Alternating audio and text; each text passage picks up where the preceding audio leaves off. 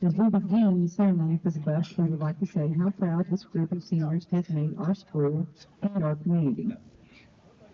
As they enter the field, athletic director James Singleton will present each senior athlete with a commemorative gold buffalo coin that symbolizes their commitment, determination, and perseverance that embodies the spirit of the buffalo.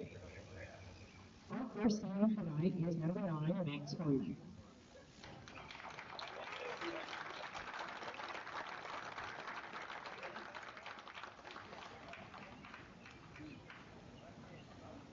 Max is the son of Aaron Howard and Sandy and Brad Bishop.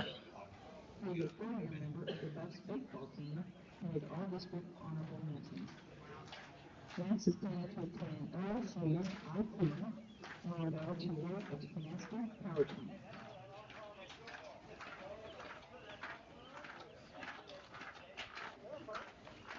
Mr. Max Harmon.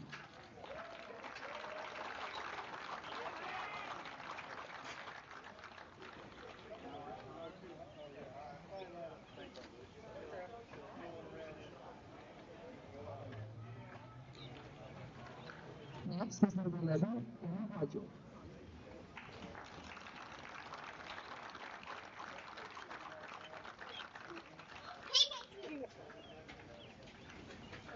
Brian is the son of Brian and Amanda Hodgel. He's a 4-year member of the Buffs baseball team, and he is the FCA president. He's a 2-time all-district honorable mention. He is planning to become a physical therapist.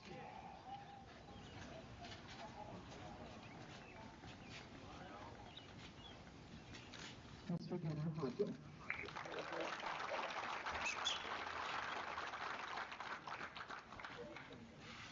Our next senior is number 24, Jackson Morgan.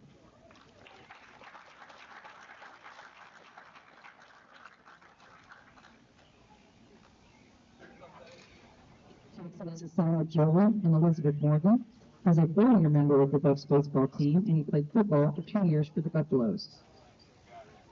Jackson is planning to attend the University of Oklahoma and become an airline pilot.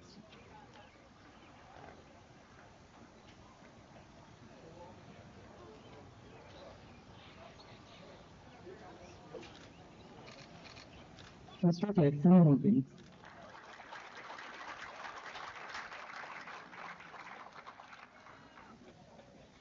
Number 16, Yoga Cease is our next senior.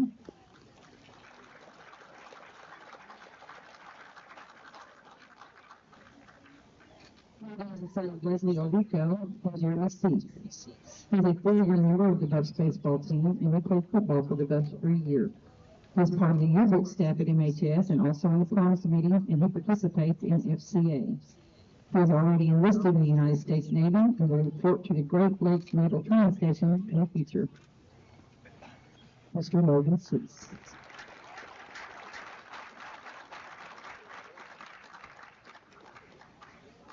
Next is number 1, Spencer Stetson.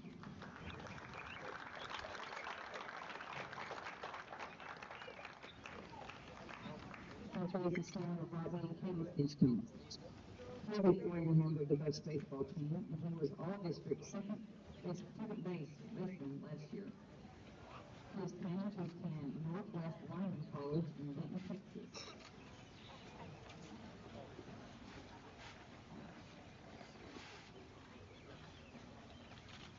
Mr.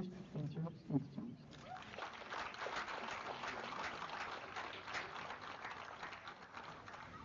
Now, the last senior this evening is number 15, Isaiah Timmons.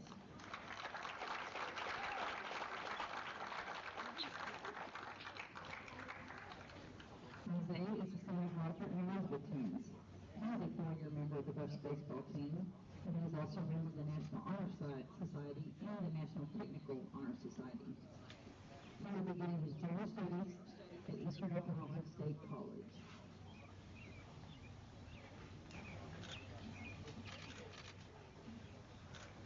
Mr. Isaiah Timmons.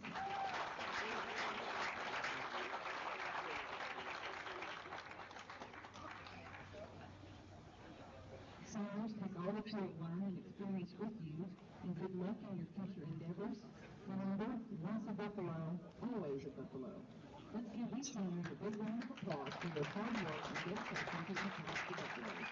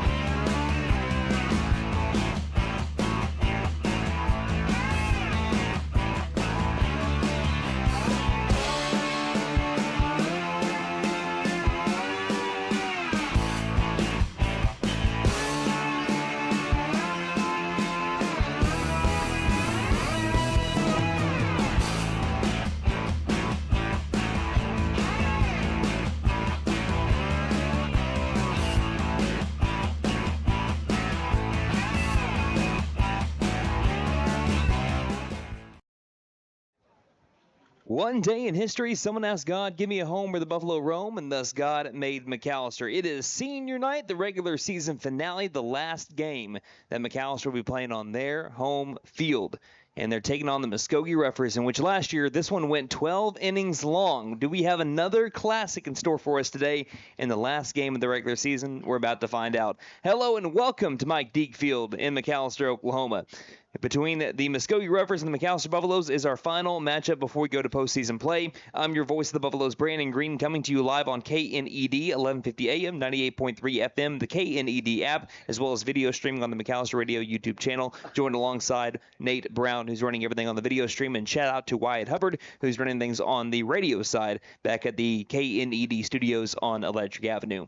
So after all the rain has come and gone, we are now looking at some sunny skies with the clouds starting to part overhead, and the wind blowing out towards right center field a little bit, but not too strong here today. So McAlester, who is 15, 17, and 1 on the season, you heard me right, they're coming off of a tie on Monday against Worcester, are ready for their final game of the season with a different starting lineup due to it being senior night as well. The Muskogee Roughers are 13 and 19. They'll be playing in their fourth game of the week. So let's go ahead and start off with the McAlester Buffaloes. They were down to Worcester, the number 3 team in Class A at one point, and they were able to come back down to their final strike 3 different times, was able to come back and tie it to send us to the 8th inning. There was no clear advantage between those two teams, and we needed to get a game in after that. And also, it was kind of a tune-up for both teams. Right. And they didn't want to waste anybody's pitching. They didn't want to get anyone into a bad situation going into postseason play, so they called it after 8 innings a 6-6 tie. So the McAlester Buffaloes, looking to get their first win in a little while. It has been over 2 weeks since McAlester has had a win. Their last win, actually, it was 2 weeks to the day when they took on Lawton MacArthur and won. That was an 11-1 run rule victory that they had over in the 5A shootout. So they're looking for a win. That was only 2 weeks ago? That was 2 weeks ago. Man. So they're looking for their first win in 2 weeks. They did break that losing streak that they were in with that tie, but again, they're taking on the Muskogee Roughers, a team that they have beat in their last 3 games. But the Muskogee Roughers, a much improved team. And by the way, we're going to be talking about that 12-inning classic that I kind of teased a little bit into the start of our broadcast here. But they are greatly improved from a year ago, I'd say. Last year, they only had, I believe, 8 wins, 8-27 last year, and they went to the Enid regional tournament. They're doing the same thing this year. They're 13 and 19, once again going over to Enid. They're going to be having Broken Arrow and Southmore with them, so they play next week in the 6A regional tournament. They're trying to get to their first state tournament since 2015. They have had one state title, that was in 4A, and that was, guess who? Over Enid. Oh, wow. 4-3. So the trip to a state championship plaque runs through Enid for the Muskogee Roughers, and it's going to do that again next week. But they're looking to, again, end off their regular season on a bright spot and cap off what has been a relatively successful week. They were able to win a couple of district games on Monday and Tuesday, or I think they may even had a doubleheader on Monday. But then they went and played Claremore, which we know how good Claremore is. Only lost 4-3, and it said it was played yesterday on OSSAArankings.com. So somehow they were able to get that game in after all the rain that we were able to see in the state of Oklahoma. The month of April was a record-setting month in terms of rain, and May is off to a wet start too. So. But it looks like we're going to have a reprieve from the rain for the next few days before we go into the regional tournament next week over in Tulsa for the McAlester Buffaloes. I have not seen a final for Edison and Midwest City. If we find one, we're going to let you know. But more than likely, McAlester is going to be in a 3-team regional with Edison and Bishop Kelly. That'll be over in Tulsa. Looking at a start of maybe next Wednesday, weather permitting. So the McAlester Buffaloes finished as the 4 seed in 5A4. Muskogee Roughers finished as the 7 seed in 6A4. But even though they're 13-19, they were 10-7 in non-district play. That just goes to show you what a behemoth 6A is. And if they were in 5A, they'd be a pretty competitive team week in and week out. But they're taking on the likes of Norman and Bixby on the regular, and it makes it tougher to be able to get into that winning spot. So the Muskogee Roughers looking for some revenge over McAlester, looking to get a big-time win. I mean, even though it's not going to matter in terms of where you're going to find yourself in postseason play, that's already been set for next week. This is a game of momentum. And as for the McAlester Buffaloes, you never forget your senior night. For these seniors, you're going to remember this game. This one's going to have a little asterisk next to it for the rest of your life because you're going to remember what you did on senior night, who you played, and if you won. So it's not only a case of momentum going into postseason play, it's to win for these seniors and try to get a good one as we make our way towards postseason play and let it be a senior night for them to remember for the rest of their lives. We're going to be having our starting lineups announced in just a moment. It looks like we had Max Harmon, who's going to be the McAlester Buffaloes starting pitcher. He has made his way to the bullpen. So we will take a commercial break, and when we return, we'll look at your starting lineups for the Rovers and the Buffaloes here on this senior night in MacTown on KNED. So, checking accounts. There seems like a ton to choose from, right? I was looking for one that didn't charge monthly fees, with bounce protection, and had mobile banking. I found the Bank NA. The Bank NA has been voted #1 for 10 years in a row in the McAlester News Capital's Reader's Choice Awards. The bonus is that they're local, so the money stays in town. Call 918-423-2265 or go in to find what you need in checking options. The Bank NA. Strong, secure, and ready to loan. Member FDIC Equal Housing Lender. For more than 50 years, First Realty has helped the residents of McAlester and the surrounding area with their real estate needs. Whether residential or commercial, First Realty will guide you through the process of buying or selling your home or business. You can view our property inventory online at first-realty.net. We update our listings daily. And don't forget, if you're into pickleball, the Pickle Palace is open. If you have questions, give us a call at 918-423-3122. Ready for a home run in comfort? Freeze and Flare Heat and Air LLC is always ready to step up to the plate. Whether it's beating the summer heat or staying warm through the winter chill, they're your go-to team for fast, reliable HVAC service. From quick repairs to expert installations, they ensure your home stays comfortable year-round. Don't despair or let your comfort sit on the bench. Call Freeze and Flare Heat and Air and keep your home out of the trench. We're licensed, bonded, and insured. Mechanical license number 0014445. And with our convenient online booking, it's never been easier to get the comfort you deserve. Shopping for furniture should never be a hassle, and at Tanny Hill Furniture and Mattress, we agree. So we will continue to offer unmatched customer service as we have for over 34 years. Stop by today and experience our store-wide savings. We offer 12 months interest-free financing or no credit needed. Tanny Hill Furniture and Mattress, 5 South 5th Street in McAlester. Celebrating 10 years of excellence.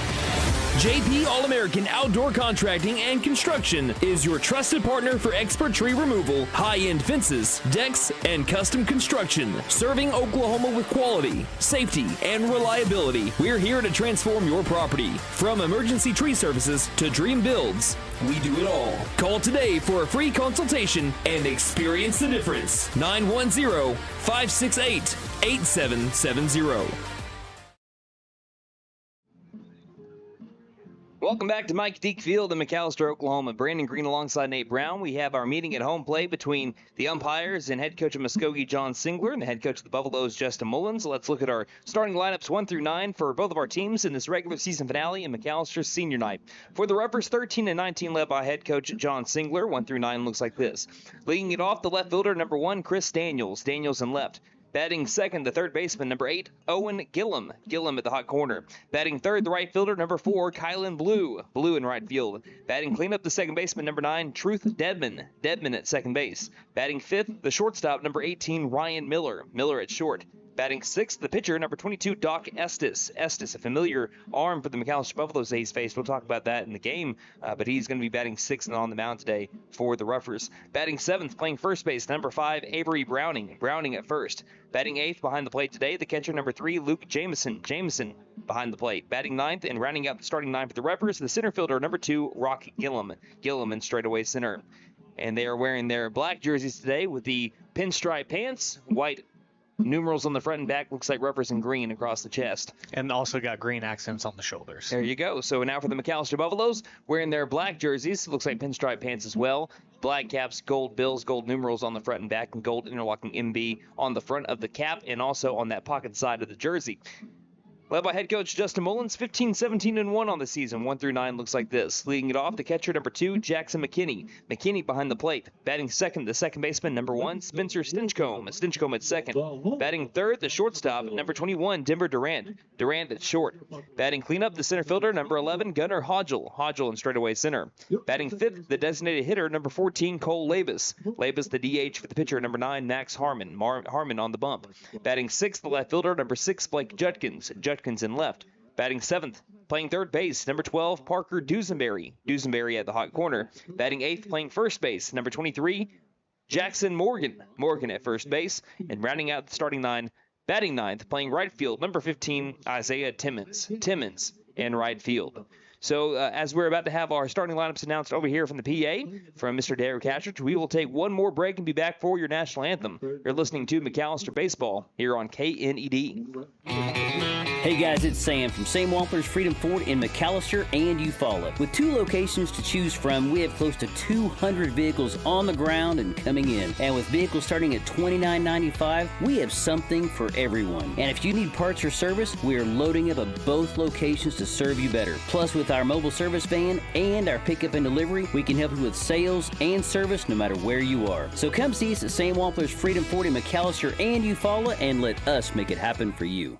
Since 1952, W.E. Alford Propane has been your source for propane and petroleum products, both residential and commercial. W.E. Alford Propane serves eastern and southeastern Oklahoma, with locations in the Eufaula area, McAlester, Shakota, Wilburton, Hartshorn, and Muskogee, just to name a few. If you need propane or petroleum products, there's only one number to call, 918-423-3121. Call today. W.E. Alford Propane, serving the area for 70 years. Wow, Nissan has so many models to choose from. This Pathfinder looks just right. Wait a second, Maddie, isn't that a family car? Absolutely. What? I'm gonna be an aunt? Come to Fenton Nissan and get a 2025 Pathfinder, and we'll throw in a Fenton family deal this season. This deal applies even if you're an aunt, uncle, or just you. And don't forget to tell them Maddie sent ya. Fenton Nissan is your best deal dealer. Shop us online now at fentonnissan.com.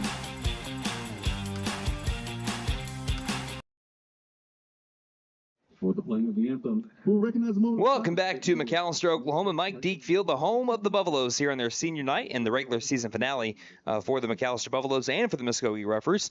We are having our moment of silence right now, and we're about to send things over to the field as we will be having the playing of our nation's anthem as it's steadily blowing out towards right field with our American flag. Let's now send things down to the field for the playing of our national anthem.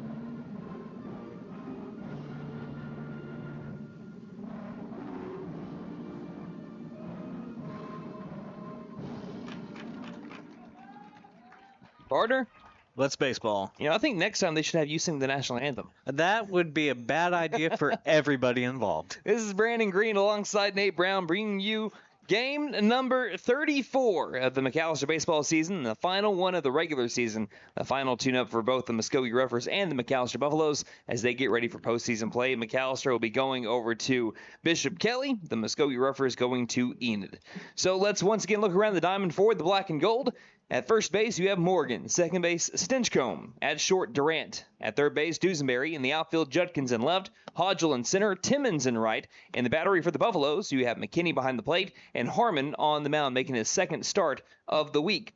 Harmon, a 3-5 record, a team-leading 47 innings pitched, 3.28 ERA, 35 strikeouts, 22 walks, 287 batting average against him, and a 57% first pitch strike percentage. You know, as we look at the final game of the regular season, Max Harmon stepped into some cleats that he hadn't really been in his entire varsity career. He was not a district starter for his first 3 years, but after the turnover that we had from a year ago, he had to become that guy, and he settled in really well, Nate. Not only did he have to become that guy, he had to be the guy. He had to be your number one, and he has really filled those shoes pretty much every time he's stepped out there on the field. And a big win against Claremore is a big reason why McAlester is at 4th and not 5th in the district. I mean, that was one of the more dominant pitching performances I've seen since I've been here. Yeah, a 7-inning shutout and didn't even throw 90 pitches in that game. And speaking of pitches, we're about to have our first one of the regular season finale.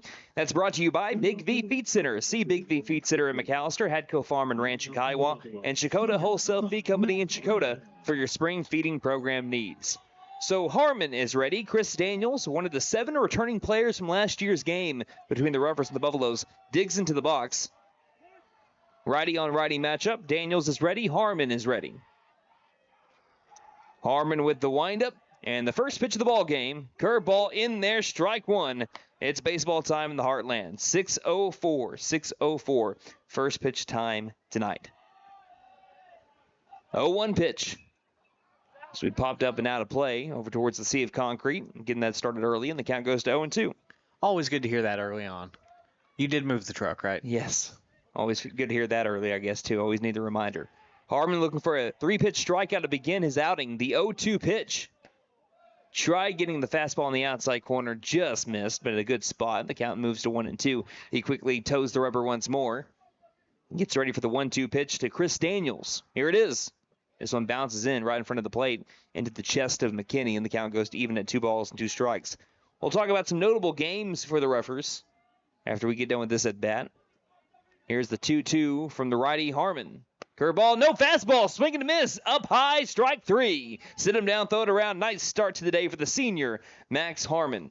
And speaking of Max Harmon, here on the senior night, we're going to be highlighting a lot of our seniors here today, of course, and we're going to be going over some of their top things about them, some fun facts about our seniors today that you can find inside of our program. Here's the windup in the first pitch to Owen Gillum. That misses outside for ball 1. For Harmon, his parents are Andy Harmon and Sandy Bishop. Future plans to work at the Tanaska Kaimichi plant. I hope I'm saying that right. Here comes the 1-0 pitch. That one right at the knees for strike 1. Count evens up 1 ball, 1 strike. His favorite baseball player, a fellow pitcher in Clayton Kershaw. His favorite baseball memory was coming in to face Tulsa Edison. As this one's chased down in the turf, count moves to 1-2 against Owen Gillum. Favorite team to play is Tahlequah. I think that might have been changed to Claremore after this last year. Yeah. I'll continue on here. Here's the 1-2 pitch from Max Harmon. Curveball off of the fist, and it is lined towards a glass here in the press box, not on our side of the door, but on the other side. I was going to say, I think that hit a little bit lower, didn't it? Or did it actually hit the glass? I think it hit the glass, but again, we have some plexiglass here that's going to be shatterproof. He prepares for game day by listening to music and to get into a flow. And his best one-liner of baseball, give them the heater. Is that what he gives here, the 1-2 pitch? Well, it might have been a changeup. It's fouled off, and the count stays at 1-2, and Owen Gillum being a tough out so far. And I can see that Kershaw influence with that curveball. He's got a lot of break on it. Here's the 1-2 for Mr. Harmon. Goes back to the heater, misses upstairs, and the count evens up at 2 balls and 2 strikes. But looking at the Roughers, some notable games. They beat Coweta twice, and Coweta was a top 3 team in the 5A3 district. They beat them 9-7 and 4-1. Goes to show you how good Muskogee really is. Here's the 2-2 pitch. It'll be a chopper up the middle. Racing in, Durant makes the play, throws to first quickly. Good stretch by Morgan, gets the out. 6-3 ground out. Not an easy play, but Durant and Morgan making that one look easy, and it's 2 up, 2 down to bring up the right fielder, number 4, Kylan Blue, who last year against McAlester went 1 for 3 in 6 plate appearances. He flew out to center field, doubled, walked, grounded out to second, was hit by a pitch and walked. A lefty for the Roughers. 2 down, nobody on, top of the first inning. First pitch from Harmon misses upstairs for ball 1. Yeah, there were some fun stat lines that you were telling me about coming out of that game. Well, there's so many different fun facts about that game. Here's the 1-0 pitch. Then this is low for ball 2 that I'm going to have to wait until we have a fresh new half inning to be able to get to most of them. The reason why, it's because it was a game that lasted 12 innings. McAlester won 9, 8, and 12 in walk-off fashion as this one bounces in, and it's a quick 3-0 count to Kylan Blue. Truth Deadman is on deck, second baseman for the Roughers. 3-0 pitch, and it is a 4-pitch walk to Kylan, and head coach John Singler says, "You're my boy, Blue," as he walks over to first base. Pretty old school fans out there. What is that reference? From old school. Have you ever seen the movie with Will Ferrell? I have not. To anyone who knows me, that is not surprising. No, you need to watch more movies. Runner at first base with 2 down, but that does not go for any kids out there. Do not watch old school. Yeah.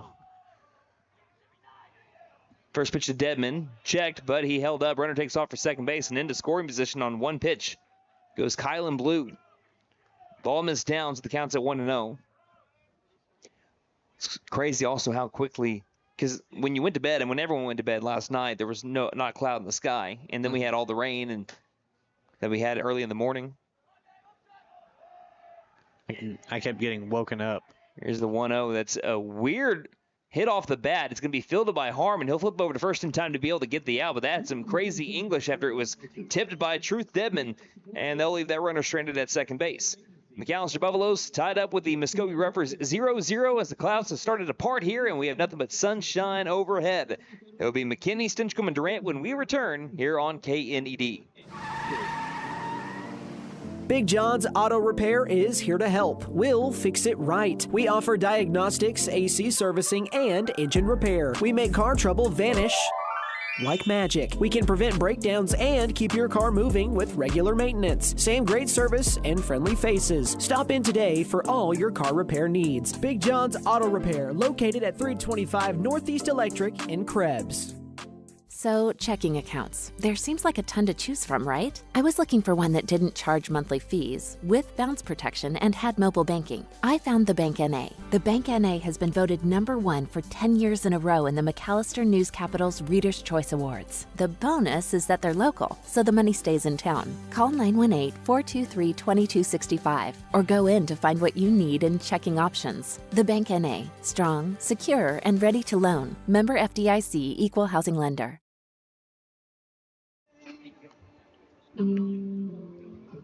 We're back in Mike Deek Field in McAlester here for McAlester Senior Night. Buffaloes ended up walking a runner, and he advanced to second on a pass ball, but a ground out forced McAlester to be able to get out of the jam. McAlester will take the bats for the first time today. Bottom of the first inning, let's look around the diamond for the Roughers. You have Browning at first, Deadman at second, Miller at short, Gillum, that's Owen Gillum at third. In the outfield, Danielson left, Rock Gillum in center, Blue and right. In the battery for Muskogee, you have Jamison behind the plate and Estes on the mound. And the reason why people might remember Doc Estes, if you're a McAlester fan, in that long game for the McAlester Buffaloes, Estes pitched 4 and 2/3 innings, all in the 7th inning going into extras. He pitched in relief through 96 pitches in relief. Oh, my goodness. And he came in the 7th inning. So we're going to talk about that game in just a moment. He had 9 hits, 5 runs, all of them against him were earned, 7 walks and 2 strikeouts. First pitch to Jackson McKinney misses upstairs for ball 1. So let's go into that game, shall we? Let's do it. It is pretty crazy. Here's the 1-0 pitch that fills the zone for strike 1. Count evens up at 1 ball, 1 strike. It was a 9-8 final, and it went 12 innings. In the first 7 innings, you had an hour and 58 minutes of game time. This one's a line down the left field line. Base hit deep into the corner for McKinney. He'll round first, making his way to second base. He could get a triple out of this. He's looking over at Coach Mullins. He'll round second, looking for the three-bagger, and he will get it with a slight slide. Triple for Jackson McKinney on the third pitch that he sees. And the McAlester Buffaloes already are 90 feet away from taking the lead. For McKinney, that is extra base hit number 20 on the year, his third triple of the season, and that brings up the second baseman, senior, number 1, Spencer Stinchcomb. I mean, that's about the best way you can start a game unless you send it over the fence, Brandon. About 2 hours in the first 7 innings, an hour and 47 in extras. Oh, my goodness. Extra innings almost lasted as long as the first 7. Here's the first pitch to Stinchcomb. He's first pitch swinging, and he fouls it back for strike 1. Another senior here for the Buffaloes and Spencer Stinchcomb. The son of Roddy and Katie Stinchcomb plans to go to Okmulgee Tech to their lineman program, and his favorite baseball player, Corey Seager, his favorite baseball memory, taking a trip to Arizona with the team last spring. Here's the 0-1. It's a ground ball left side, snagged by the third baseman. Gillum fires to first base, and that'll keep the runner McKinney at third. That's why you bring in the infield. Now bring up Denver Durant. Buffaloes looking for that run to come in from third base. No score yet. 0-0, bottom of the first inning. Brings up Denver Durant. Denver Durant. What's also crazy is that there are 412 combined pitches thrown in that game. That is insane. Both starting pitchers ended up throwing 120 exact pitches. Oh, my Didn't go gosh. over. First pitch to Durant misses up and outside for ball 1 from Estes. There were 6 combined hits going into the 7th. There are 15 hits total in extra innings. That is wild. It was wild. In Muskogee, they had McAlester down to the ropes often in that game. As this pitch misses low and outside, count quickly moves to 2-0 on the lefty, Denver Durant. It's righty versus lefty here. Estes the righty and Durant the lefty. Durant batting .318 on the season. He has McKinney at third base with 1 down if you're just now joining us. Next pitch. As the 2-0 bottom of the zone. Moves the count to 2 balls and 1 strike. But it was 3 hours and 43 minutes. That was how long the game was. Not the longest game we've ever called, though. It's close. 2-1 pitch. There's a line drive left field. Will be a sliding catch. Tagging up McKinney. Here's the throw from left field. It'll be close. And sliding in, scoring on the sac fly, is Jackson McKinney. Denver Durant lined it over to left field. Well playing. It was Daniels. Made a sliding catch. But the speed of McKinney too fast to be able to give McAlester the lead. I mean, exactly doing your job right there, just driving that run in. That is Stinchcomb's team-leading 6th sac fly of the season. Brings up Gunnar Hodgel, the cleanup hitter. Base is clear now, 2 down. 1-0 McAlester leads bottom of the first. First pitch fastball misses high for ball 1. But 4 times in that game, McAlester was down to their final 3 outs. 4 different times. And they were down to their final out twice. 1-0 pitch, misses low. For ball 2. This game was, by the way, played in the Mike Deek shootout. And as I mentioned, both starters threw exactly 120 pitches. But with how long it was, 3 hours and 43 minutes. This is the 2-0 to Hodgel. He's swinging, missing for strike 1. I mean, if you want to look at some movies and how long some movies are, like Avengers Endgame is 3 hours and 2 minutes long. Oh, my goodness. So here's one that's popped up out of play, and the count moves to even at 2 balls and 2 strikes. An episode of The Office is 30 minutes. You could watch, what? You could watch multiple seasons. Almost 8 episodes of The Office. Yeah. Maybe. Here's the 2-2. Misses low and outside for ball 3. Avatar, the latest Avatar was 3 hours and 12 minutes long. And Lord of the Rings extended edition for the 2 towers is 3 hours and 45 minutes. Oh, my goodness. That's how long that game was. Here's the 3-2 pitch. Popped up, possibly playable for the first baseman. Browning going after it near the fencing, and it will. So wait for a signal. Land into the bullpen, and Hodgel will stay alive at the count 3-2.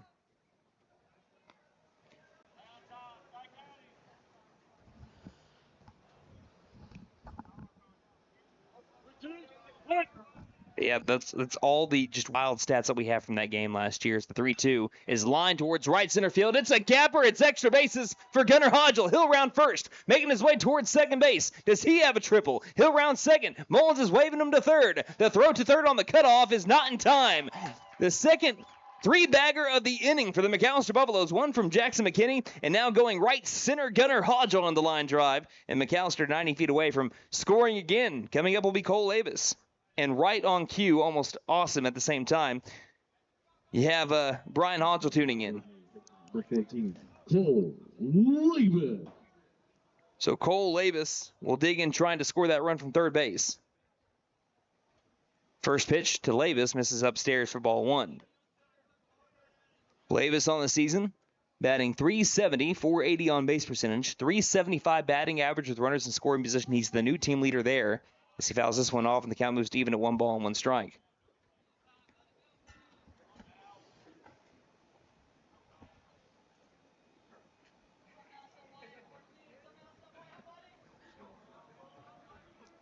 One pitch to Labus. Swings and misses on the high fastball, and the count quickly goes to 1-2. Labus was able to drop one into the outfield against Worcester that tied the game and sent us to extra innings. Hodgel hit the 2 RBI double that pulled it within 1. 1-2 pitch, outer half, called, strike 3, and the Buffaloes leave that runner stranded at third base. But they do take the lead on a sac fly from Denver Durant to score Jackson McKinney. We head to the top of the second inning. 1-0 is our score. Buffaloes on top of the Roughers. You're listening to McAlester Baseball on KNED. For more than 50 years, First Realty has helped the residents of McAlester and the surrounding area with their real estate needs. Whether residential or commercial, First Realty will guide you through the process of buying or selling your home or business. You can view our property inventory online at first-realty.net. We update our listings daily. And don't forget, if you're into pickleball, the Pickle Palace is open. If you have questions, give us a call at 918-423-3122. Ready for a home run in comfort? Freeze and Flare Heat and Air LLC is always ready to step up to the plate. Whether it's beating the summer heat or staying warm through the winter chill, they're your go-to team for fast, reliable HVAC all year round. Don't despair or let your comfort sit on the bench. Shopping for furniture should never be a hassle. And at Tanny Hill Furniture and Mattress, we agree. So we will continue to offer unmatched customer service as we have for over 34 years. Stop by today and experience our store-wide savings. We offer 12 months interest-free financing or no credit needed. Tanny Hill Furniture and Mattress, 5 South 5th Street in McAlester.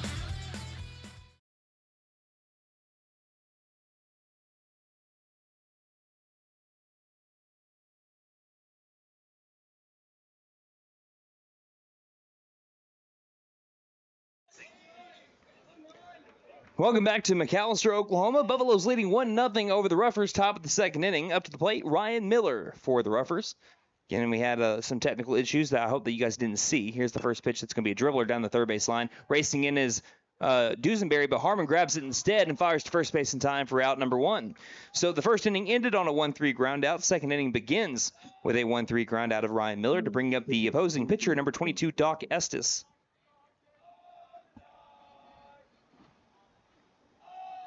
Yeah, I think we got everything settled over here on our end, so I think we're good. Hopefully no one saw anything. It's the first pitch from Estes. Fills his zone for strike 1. But as we were mentioning before we had to kind of scramble a little bit, Brian Hodgel tuning in saying, listening from Arizona, let's go Buffs, and thank you guys for everything that you do. And it's our pleasure to do it. Thank you for tuning in as this one's fouled off for strike 2. Count moves to 0-2 now. By the way, let us know where you're listening from on Twitter, at Buff Sports Radio. Just comment or send us a message.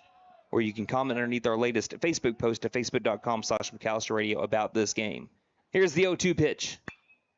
Line drive down the right field line. And again, that was in the view of the sun. It'll get down into the corner. Timmons chasing out after it. It'll be extra bases for Estes. He's going for the 3-bagger. Getting it in quickly is Timmons. And it will be a 1-out triple by Doc Estes. Well, Brandon, I've already got a name for today. The day of the triple. The day of the triple. We've already had 3 triples today.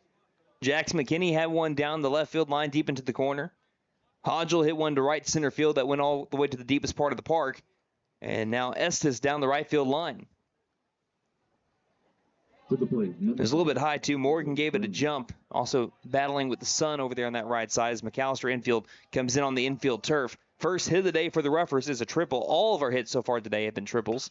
This one popped up and out of play towards the walking track. Make sure those strollers are covered. Count us at 0-1. Avery Browning, who was the most successful batter against McAlester last year, digs in the 7-hole. Lefty with a wide stance up at the plate. Here's the 0-1 pitch.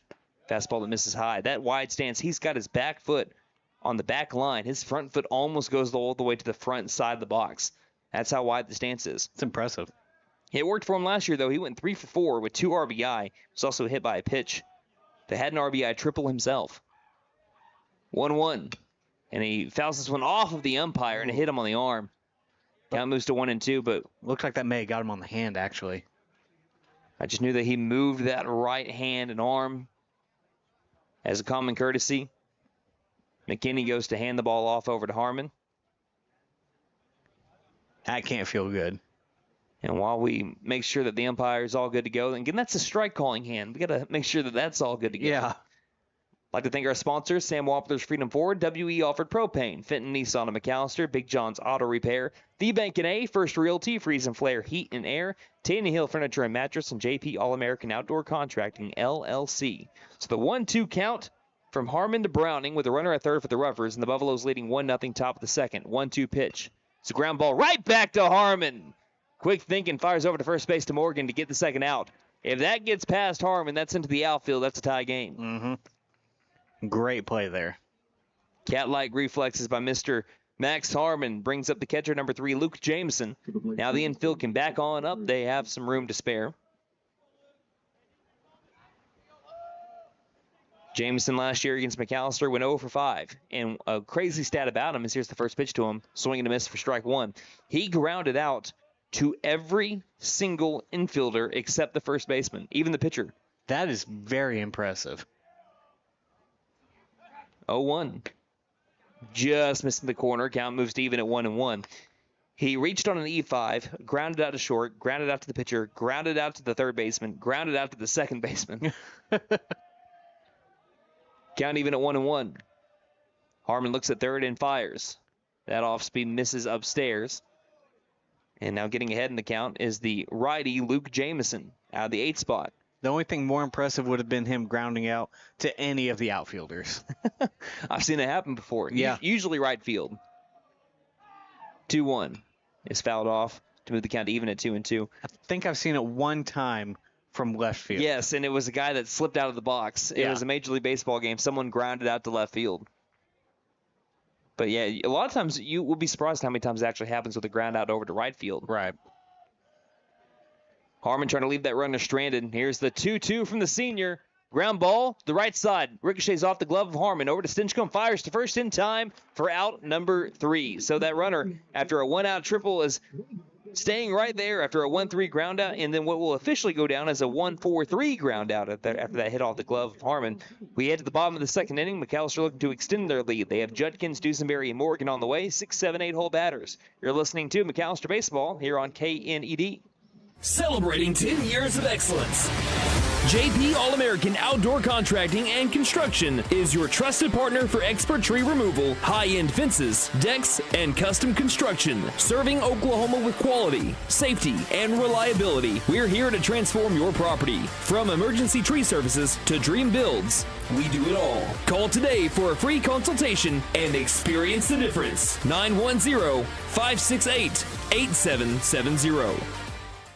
Hey guys, it's Sam from Sam Wampler's Freedom Ford in McAlester and Eufaula. With 2 locations to choose from, we have close to 200 vehicles on the ground and coming in. And with vehicles starting at $29.95, we have something for everyone. And if you need parts or service, we are loading up at both locations to serve you better. Plus, with our mobile service van and our pickup and delivery, we can help you with sales and service no matter where you are. So come see us at Sam Wampler's Freedom Ford in McAlester and Eufaula and let us make it happen for you.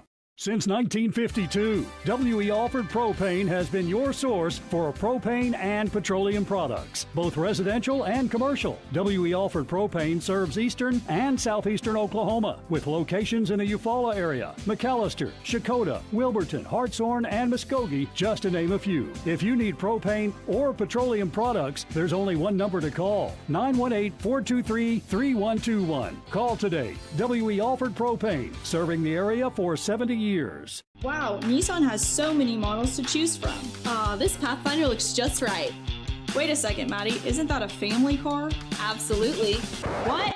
I'm gonna be an aunt? Come to Fenton Nissan and get a 2025 Pathfinder, and we'll throw in a Fenton family deal this season. This deal applies even if you're an aunt, uncle, or just you. And don't forget to tell them Maddie sent ya. Fenton Nissan is your best deal dealer. Shop us online now at fentonnissan.com.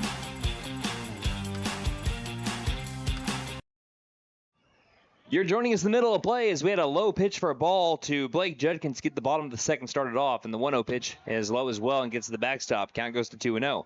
Buffaloes lead 1-0 bottom of the second inning. It's Brandon Green alongside Nate Brown. Doc Estes back out there for his second inning of work. We have had 3 combined hits between our two teams. All of them have been triples. This one's popped up the chute. Looking up after it is Jamison. He'll watch that one land on top of the grandstand. Clanks off the metal, and the count now moves to 2-1 on Judkins. Judkins batting .264 on the season, a .402 on base percentage unofficially. Heading the count 2-1. Here's the pitch from Estes. Fastball outer half, called strike 2, the same pitch that had Labus looking for strike 3 to end the bottom of the first.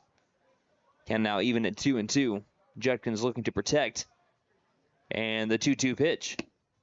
Just missing low outside. Count runs full at 3 balls and 2 strikes. Judkins went 0-for-3 against Worcester on Monday, but put the ball in play all 3 times and had a walk to go with it. 3-2 pitch. Lines one, right center field, and it will land in front of the right fielder, Blue.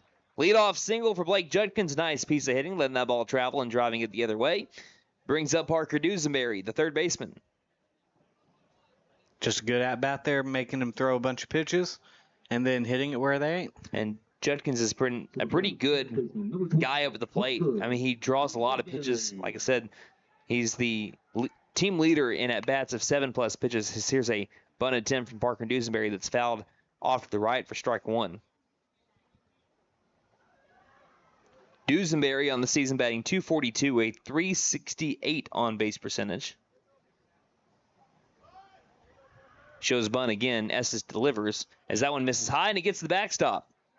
So now Judkins will take second base, and you have a decision here. You can still try to lay down a bunt to get Judkins over to third, and maybe a fly ball in the outfield can score him, or you swing away.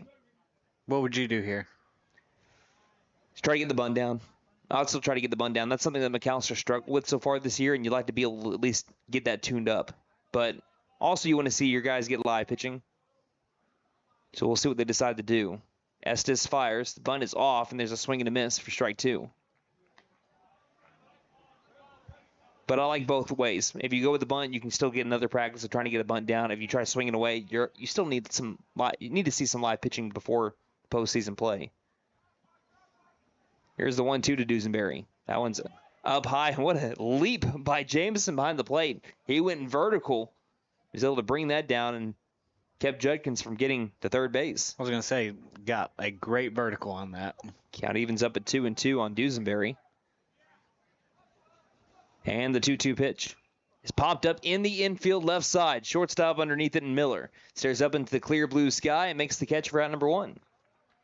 Brings to the plate Jackson Morgan. But also, I'm curious to see on the break for McAlester and how well it's going to treat him. It's been a little while since McAllister's had 3 days in a row without a game. Right. So they ended up having a break of Tuesday, Wednesday, and Thursday. They haven't had a week this entire season where they've had 3 days of practice in a row. That's insane. First pitch is popped up and out of play for strike 1. And I was looking back at it. I was thinking, when was the last time that I had 3 days of work in a row that I did not have a game, or any of us had a game? Mm-hmm. You have to go back to the week before regional basketball play in February. Goodness. As this one will catch the outer half to Morgan, and the count goes to 0-2. So they hadn't had 3 days of practice in a row in a long time. And so We're seeing if this little break in the action, this little reset for McAlester, how it will work out for them. They're currently up 1-0. The 0-2 pitch is fouled off, and Morgan will stay alive. Jackson Morgan, another senior for the Buffaloes, son of Joel and Elizabeth Morgan, plans to go to college for aviation and become a professional pilot. And his favorite baseball player, Vladimir Guerrero Jr. Next pitch, waits on it, dribbles it right side, moves the runner over. Second baseman Dedman fires to first in time to be able to get the second out to bring up Isaiah Timmons on the 4-3 ground out. Runner does move to third.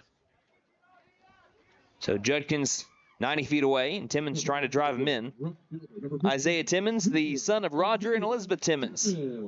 Favorite baseball player, Pete Rose, and he gets a big standing ovation from his guys in the dugout. And here on senior night, he's trying to drive in Blake Judkins from third. Here in the bottom of the second inning with 2 down. First pitch, fastball missing outside, ball 1. His favorite baseball memory, the Arizona spring break trip. His favorite team to play is Owasso. And his best one-liner of baseball, you can be late to the snowball, but not the fastball. It's a good one. 1-0 pitch. In there, strike 1. Count even that up, 1 ball, 1 strike. And his best advice, don't waste your one life. I think that's a good advice for everybody, no matter what age you're at. That is great advice. Count even at 1-1. Buffaloes lead 1-0 the pitch. Misses down low. Count goes to 2-1. Timmons has had 3 at-bats this year. He's over 3, looking for his first hit of the season. 2-1 pitch. Swings and misses at the heater. Deuce is wild. 2 balls, 2 strikes, 2 down here in the second.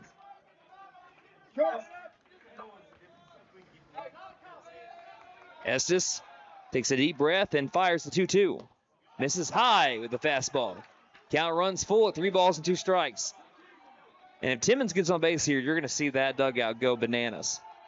Yeah, and we will switch to the camera if he does.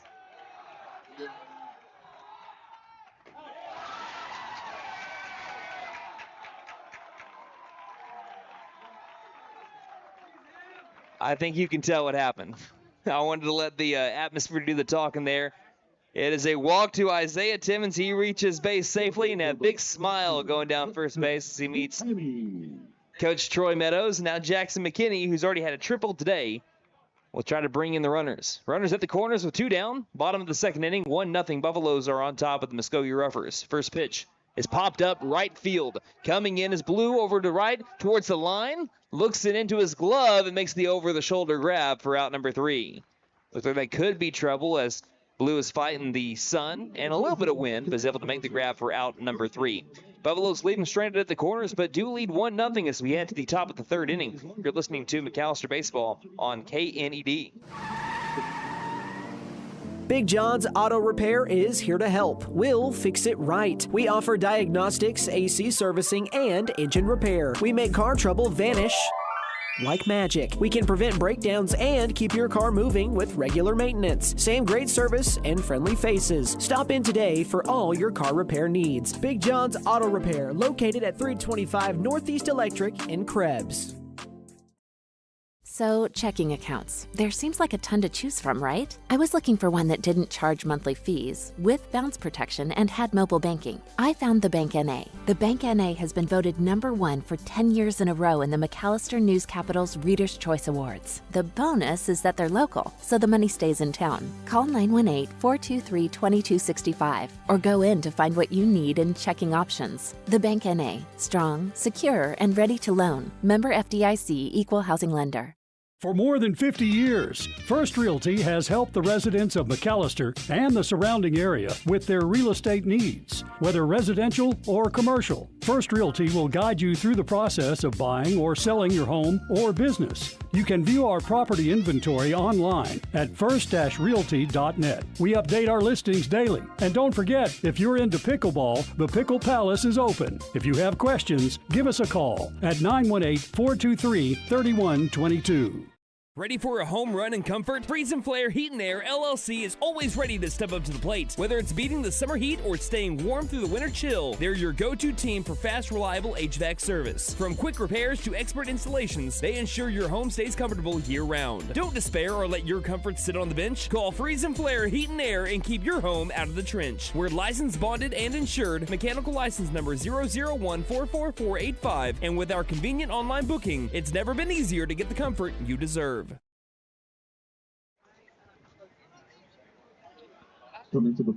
Welcome back to McAlester, Oklahoma. The McAlester Buffaloes on top of the Muskogee Roughers by the slimmest of margins. 1-0 is our score, top of the third inning. First pitch to Rock Gillum.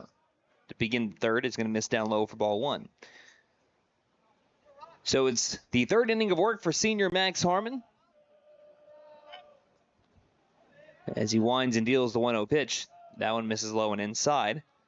And the count quickly goes to 2-0 on Gillum. Gillum had one at bat against McAlester. Came in and pitch hit in the 9 spot. Ended up getting a single. 2-0 fills the zone, and the count moves to 2-1.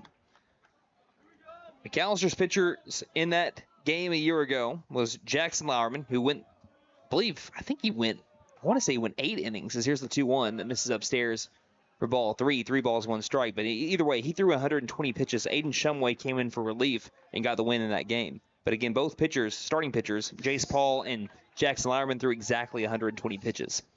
3-1 misses down low to the backstop for a leadoff walk to Rock Gillum. That's the second walk issued from Max Harmon so far. Brings up the top of the order, and Chris Daniels, the only strikeout that we have for Harmon today.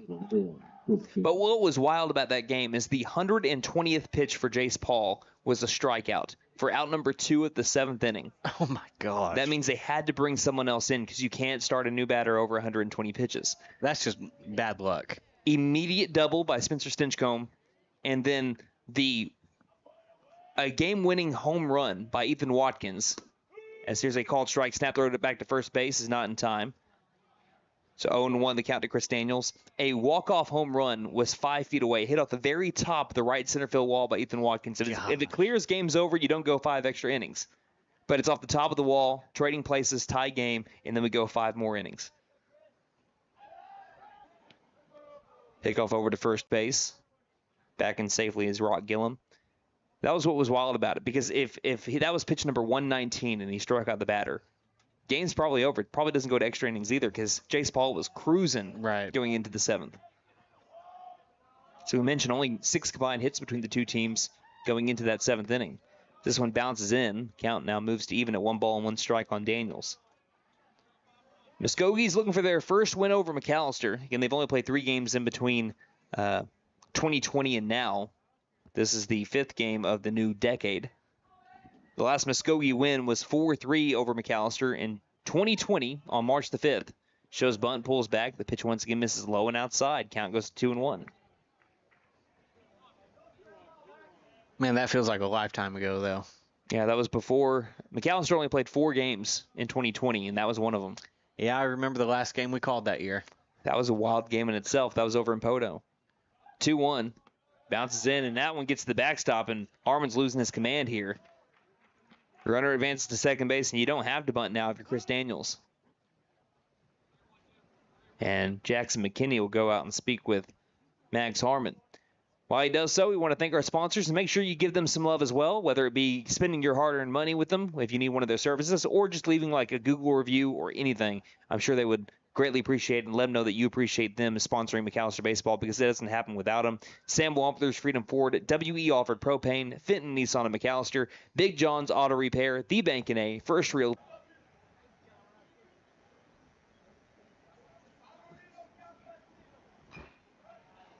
This one's fouled off. Count moves now to 1-2.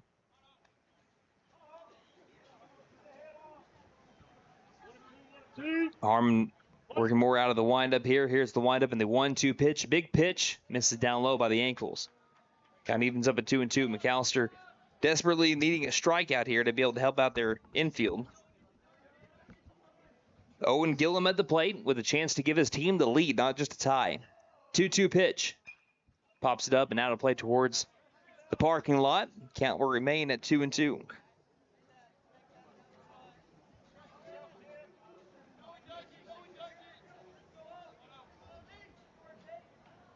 All the way up in the box is Gillum. 2-2 pitch again from Harmon. Still staying alive. Barely able to foul that one off as Gillum. Owen Gillum last year, he went 0 for 6 against McAlester, but he hit the ball hard multiple times. He lined out to right and out to second. Grounded into a 6-4 fielder's choice. Struck out swinging twice and flew out to right field. Count at 2-2. We'll do it once more for Max Harmon. The pitch. Dribbles this one, third base side. Dusenberry comes in, looks the runner back, fires to first base in time for out number 1. So McAlester, for the moment, keeps the lead. It's a 5-3 ground out. Brings up Kylan Blue, who worked a walk back in his first plate appearance. You'll need a couple more of those. Again, the right side of the infield isn't playing all the way in on the infield turf. The left side, kind of the same way. They're not completely all the way in. Denver Durant and Spencer Stinchcomb playing a little bit further back. Dusenberry at third base playing even with the bag. And Morgan a little bit further in over at first base. First pitch. Right on the black. Strike to Kylan Blue. Righty v lefty matchup. One down top of the third. Buffaloes leading 1-0 here on senior night in the regular season finale.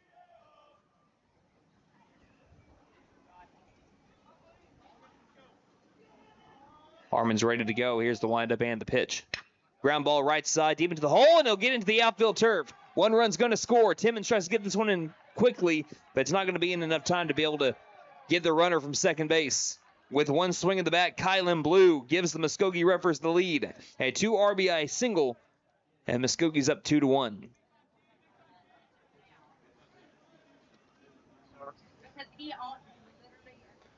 The Roughers, again, they have been playing, even though they have a 13-19 record, they have been playing good baseball this season. They've just been playing some of the best talent in the state. As we mentioned, they played Claremore, who was a game away from being the 5A4 district champions. Here's the first pitch that bounces in. Runner takes off for second. Here's the throw to second, and it's into the outfield turf. But Blue won't advance any further. Truth Debman up at the plate. He saw a first pitch miss for ball 1. But just look at their schedule, though. We mentioned Coweta and how good they've been in 5A3. They swept Coweta. They also played Pryor, 5A4 district champs. Norman is in their district. Stillwater is in their district. Bartlesville in their district. Here's a ground ball, one hopper over to Durant, fires to third base, and now they got Blue in a pickle. Running him back is Dusenberry. Back over to Stinchcomb. Stinchcomb throws to Harmon. Harmon applies the tag, and there'll be no play over at first base. That's exactly how you do it. The runner's taken off like that. You try to get the lead runner, and that is exactly what Denver Durant did. So a fielder's choice there for Truth Debman. So that was a 6-5-4-1 fielder's choice. Brings up Ryan Miller, who grounded out to the pitcher Harmon. So now it's Debman at first base, 2 down, top of the second inning. Roughers lead 2-1 over the Buffaloes. To bring up Ryan Miller, the shortstop.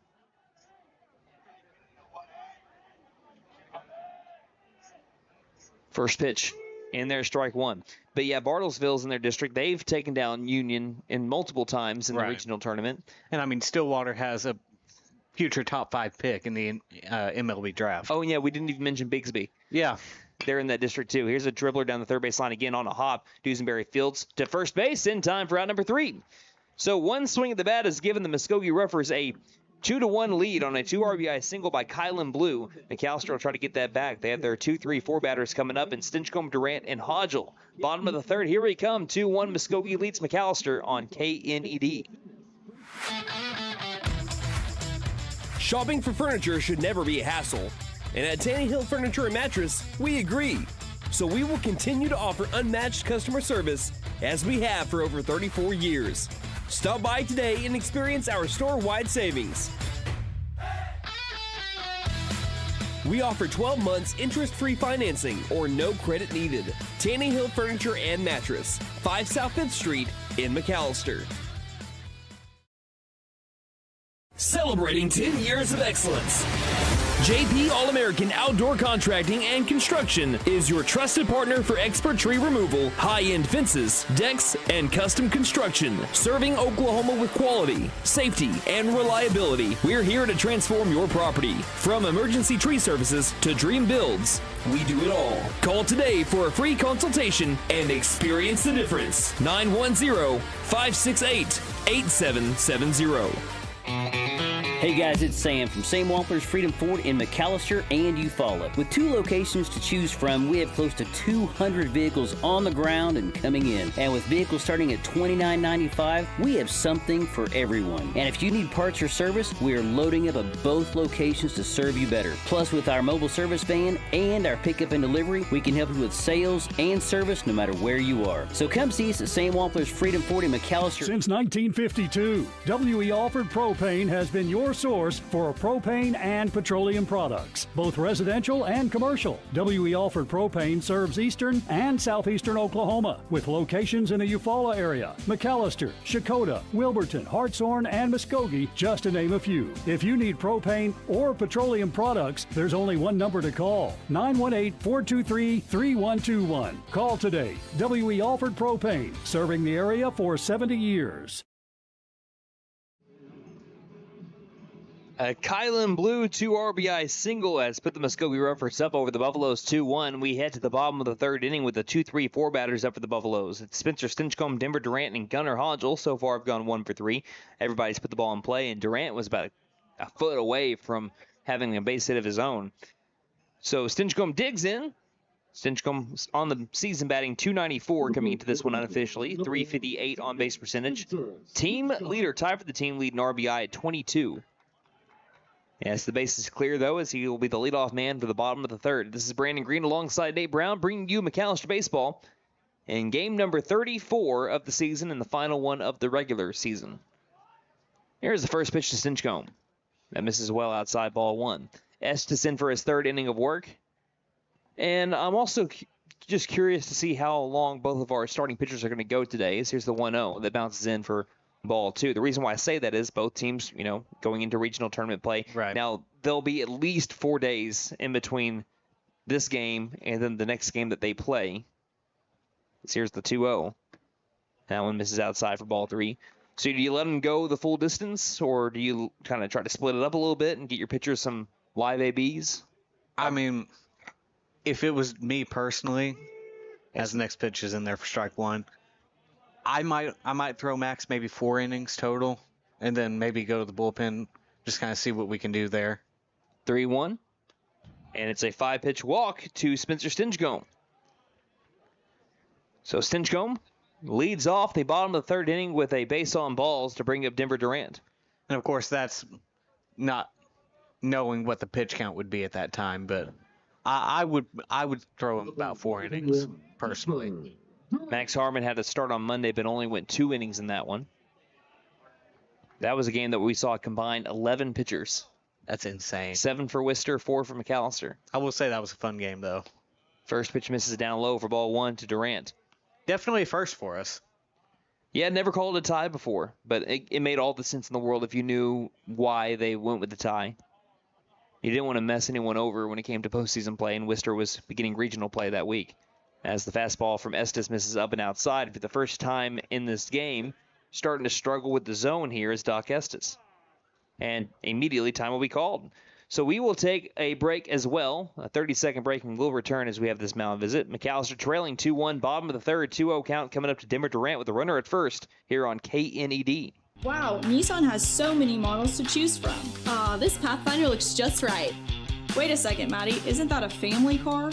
Absolutely. What? I'm gonna be an aunt? Come to Fenton Nissan and get a 2025 Pathfinder, and we'll throw in a Fenton family deal this season. This deal applies even if you're an aunt, uncle, or just you. And don't forget to tell them Maddie sent ya. Fenton Nissan is your best deal dealer. Shop us online now at fentonnissan.com.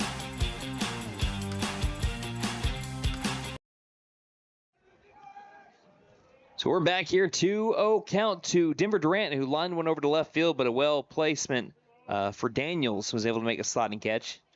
As runner at first base is Spencer Stinchcomb. Here's the pitch from Estes, who misses down low for ball 3 out of the mound visit and the timeout. And the count is quickly to 3-0 on Denver Durant. It was 0 for 0 with an RBI sac fly so far. 3-0 from Estes. Went swinging for the fences. Came up empty, strike one. Can't blame him on that one.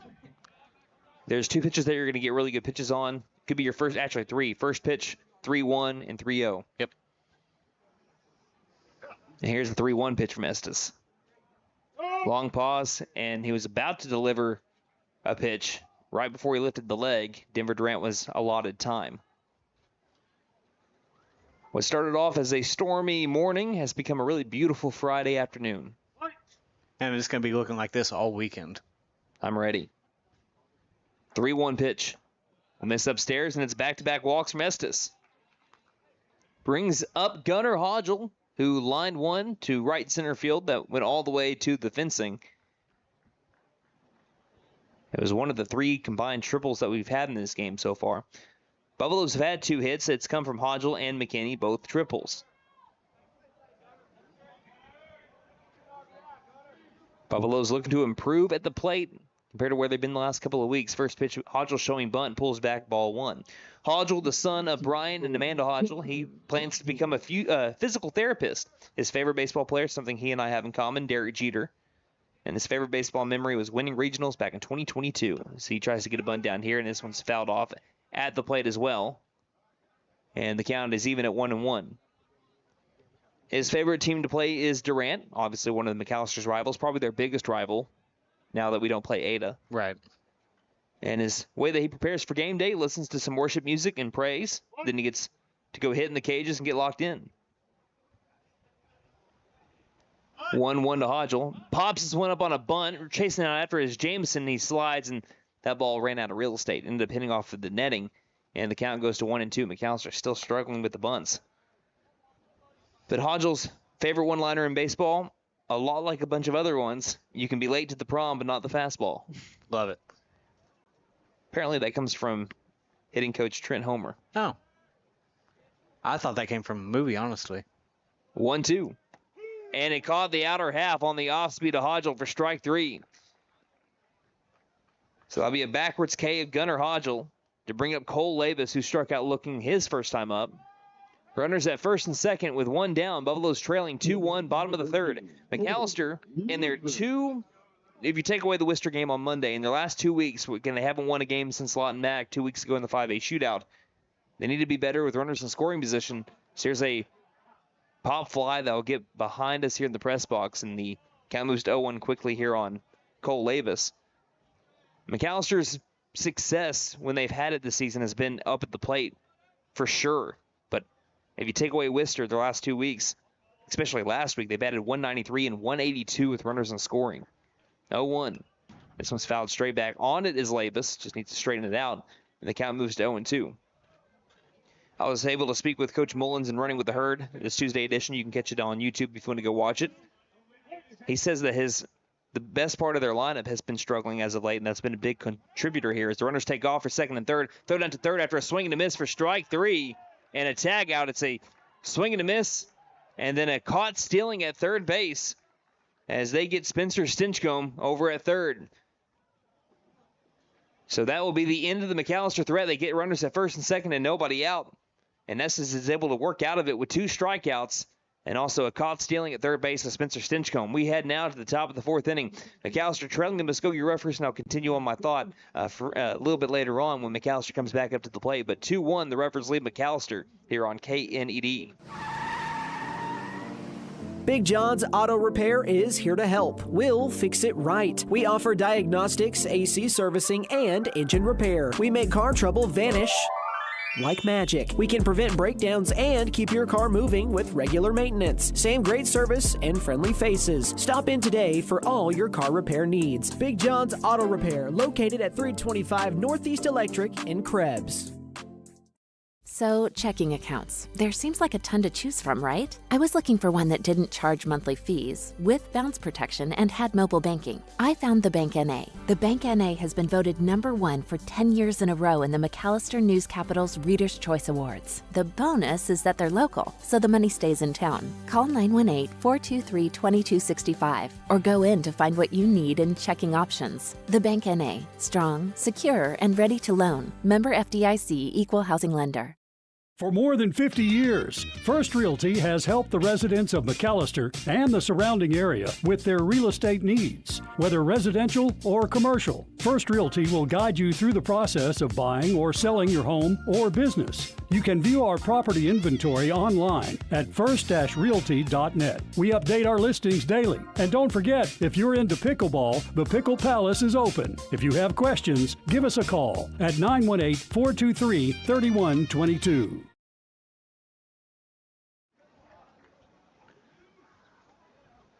We're back. McAlester down 2-1 to the Muskogee Roughers as we begin the top of the fourth inning, and Max Harmon beginning his fourth inning of work. Here's the first pitch to the new batter as it misses upstairs to Doc Estes, who hit a triple. Back his last time up. He was held stranded there in the second inning. McAlester down 2-1 because of a 2 RBI hit by Kylan Blue in the previous innings. Here's a line drive, left center field. This one will land, going towards the center fielder Hodgel, who'll get it in quickly and limit Estes to a single. Estes was held hitless in last year's game against McAlester. He is 2 for 2 today. Brings up the 7-hole batter, Avery Browning, who grounded out to the pitcher, Max Harmon, back in the second. To the plate, number 5, Avery Browning. And I said I was going to mention this when McAlester came back up to the plate, but I guess I'll mention it now so I don't forget. But I was able to speak with Coach Mullins on Tuesday's edition of Running with the Herd as McAlester is looking forward to the postseason plays. Estes takes off for second. Here's a pop fly to left field. Judkins underneath it. The runner doesn't know that it's over to left field. Here's the fire in from left field from Judkins. Off the bag, and Jackson Morgan didn't go back to tag the first base bag. He caught it and getting back in safely is Doc Estes.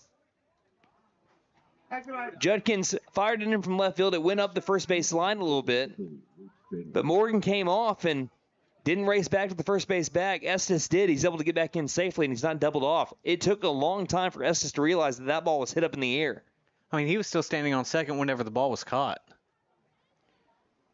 And that brings up Luke Jameson. McAlester, hopefully that doesn't come back to hurt him. First pitch to Jameson is popped up over to right field. Timmons getting underneath it. Looking up into the sky, makes the over-the-shoulder catch, and he'll get it in quickly to leave the runner at first base again. Nice catch by Isaiah Timmons in right, and he is pumped up. He's having a senior night to remember. That brings up now with 2 down, Rock Gillum. Number 2, Rock Gillum. That's not an easy catch. No, especially fighting that sun. Pretty good catch there by Timmons in right field. Rock Gillum walked in his first plate appearance, ended up leading to the first run scored by the Roughers. First pitch, Estes takes off for second. Pitch is low. The throw down 2 second is a dart. Did he get the tag down? No. Stinchcomb missed the tag. Again, it was going to be a tough one, though. A little bit to the right of the bag, and I think that is the correct call, though. From at least our angle, it looked like Stinchcomb just missed the tag. If anything, he might have grazed him with the front of the glove, but I think that's the correct call there. I would have done the same call. Believe the pitch missed for a ball. Don't have an indication on the scoreboard. Here's a pickoff to second base. Back in standing is Estes.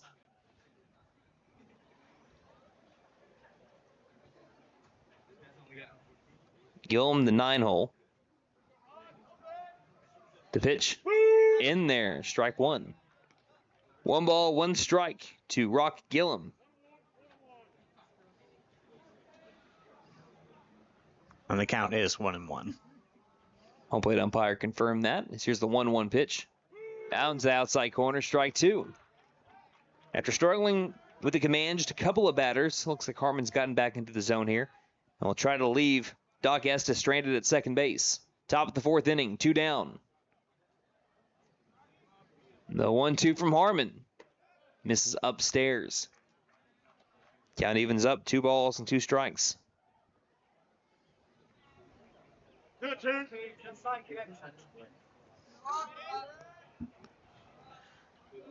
do it again, the pitch.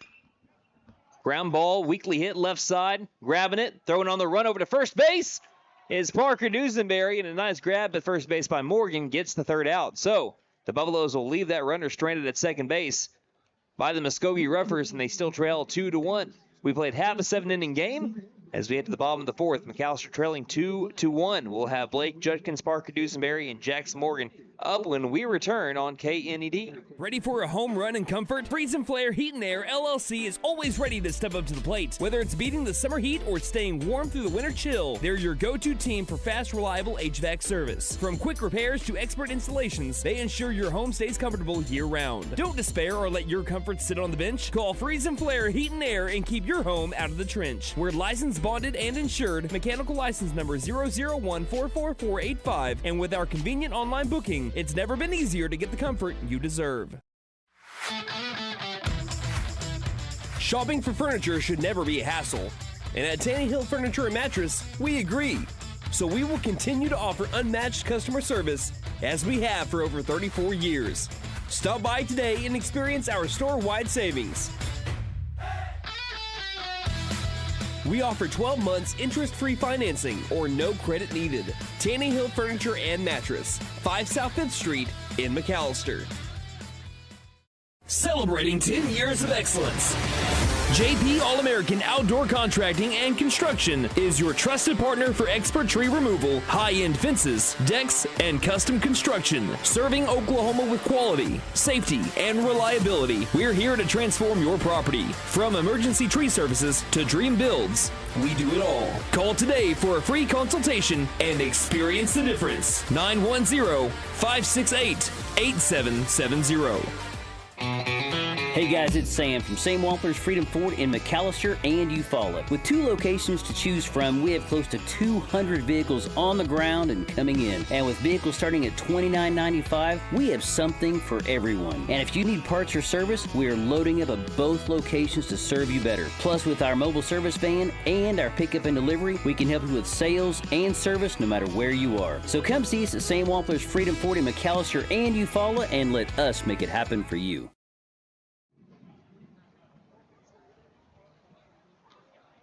2-1, Muskogee leading over the McAlester Buffaloes as we head to the bottom of the fourth inning. Have played half a 7-inning game so far, and the Buffaloes will look to tie it up and maybe even take the lead. Blake Judkins had a leadoff single back the last time he came up. It was all for naught. McAlester couldn't get him around to score.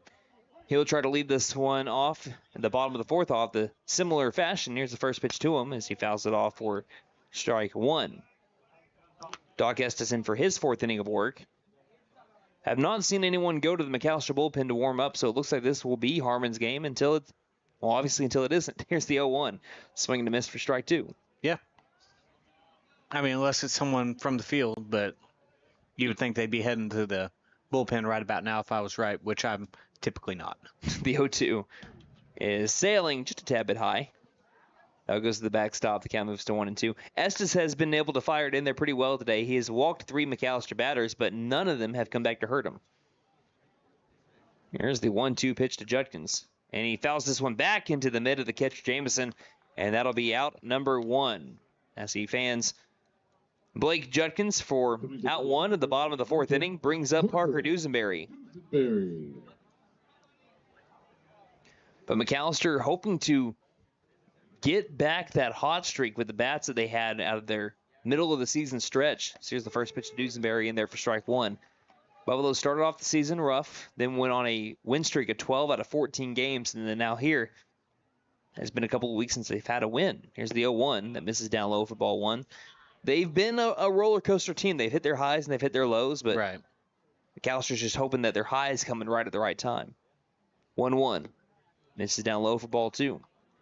That's the thing. The only way that you can really get out of funks, which McAllister's been in, you have to keep on seeing live pitching. Yeah, you just got to play through it. 2-1. And here's a ground ball. Hardly hit. Left side. It'll get into the outfield turf. Said hardly hit. Hard hit to the left side. It'll split the left side of the infield and Gillum and Miller. And it's a 1-out single for Parker Dusenberry. Brings up Jackson Morgan. No, but I was talking to Coach Mullins and running with the herd. I'm now finally getting around to this point. On Tuesday, he mentioned that they're 2 through 5 hole batters after being dominant all year long, and a lot of them batting near or above 400. He said 5 of 50 in the last 2 weeks, which McAlester, if they're going to be successful in the postseason, they're going to have to get that up. And so here's the first pitch. I'll be fouled off for strike one. And he said that, and usually you'll have slumps. People have slumps. That's just baseball. Everyone has slumps. But it's really odd to see everyone go through a slump at the same time, and that's what's happening right now. As Morgan fouls off back-to-back pitches, and the count goes to 0-2 on him. Morgan grounded out to the second baseman in his first at-bat. He has Dusenberry at first with 1 down. Buffaloes are trailing 2-1, bottom of the 4th inning. Buffaloes have out-hit the Roughers 5-3 so far. 0-2.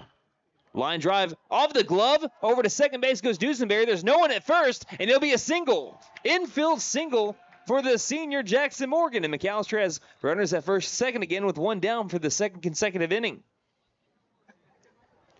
Estes was that close from hauling in a line drive. Couldn't squeeze the glove in time, and that brings up Isaiah Timmons. Timmons has runners at first and second with 1 down. He drew a walk back in his first plate appearance of the night. Made a nice catch in right field. He shows bunt and the pitch. Pulls back, called strike one. Jackson McKinney's on deck, who is 1 for 2 with a triple and a fly out to right field.